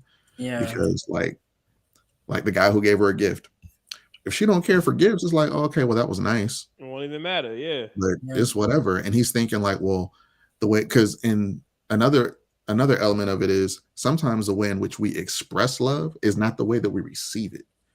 Right, precisely. Well, somebody can express love through acts of service, but they receive love through quality time. Yeah.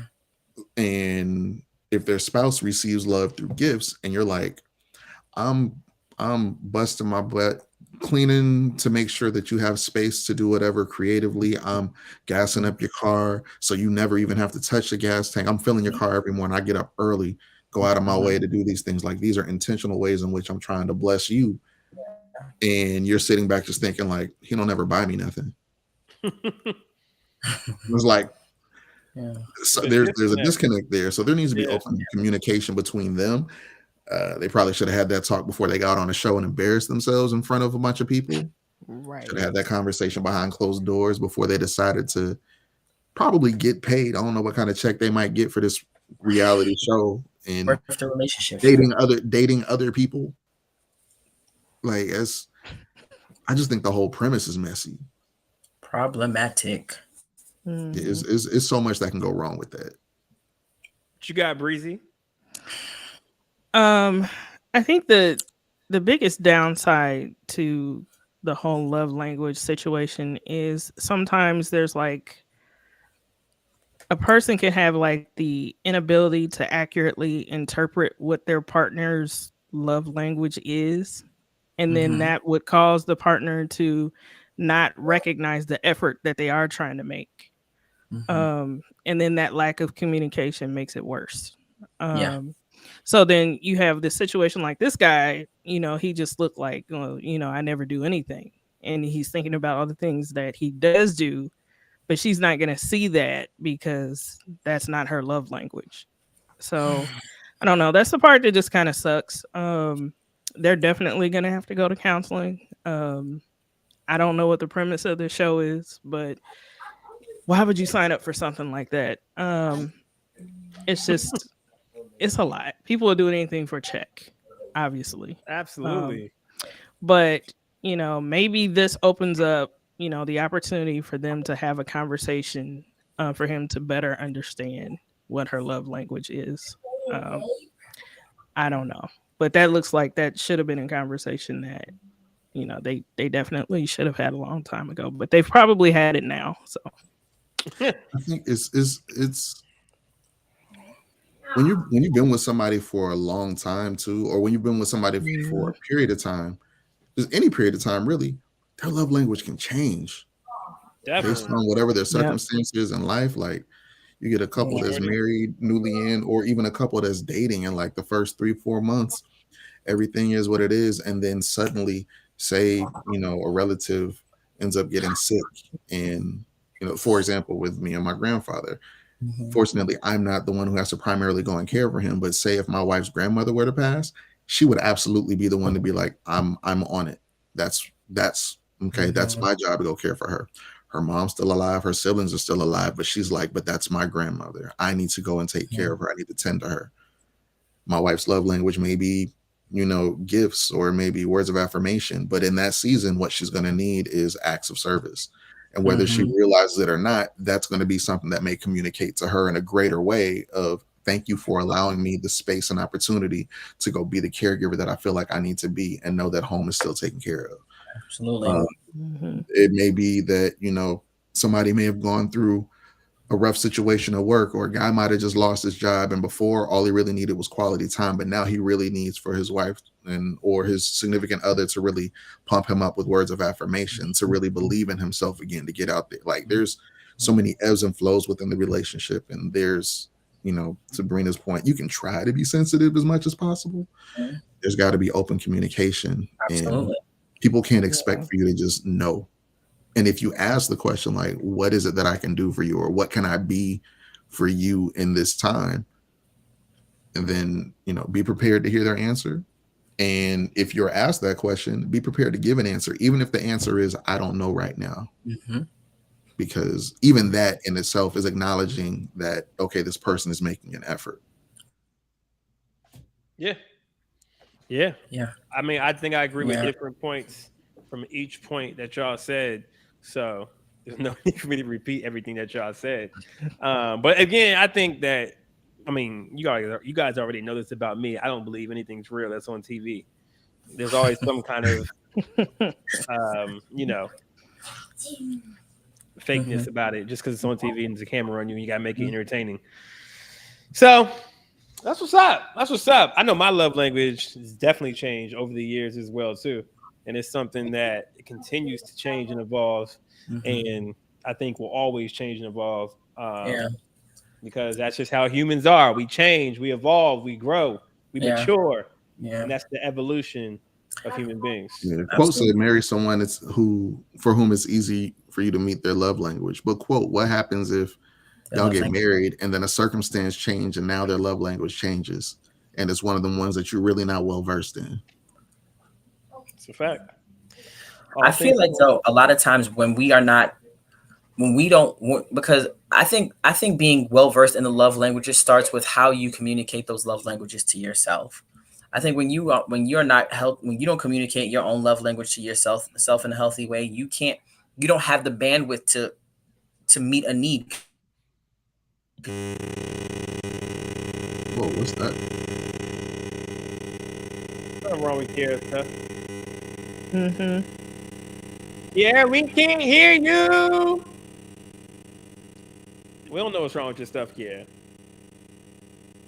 devil is busy. Yes, you. Don't act all moving. shy. We can't hear you though. It's all we hearing is that buzz. That buzz is heavy. That's crazy. That's probably the most profound thing she said, so we just missed out. Anyways, it's all good, Kiara.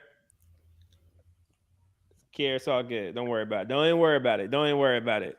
Hey, y'all been rocking with the Tastemakers. We appreciate y'all for rocking with us today.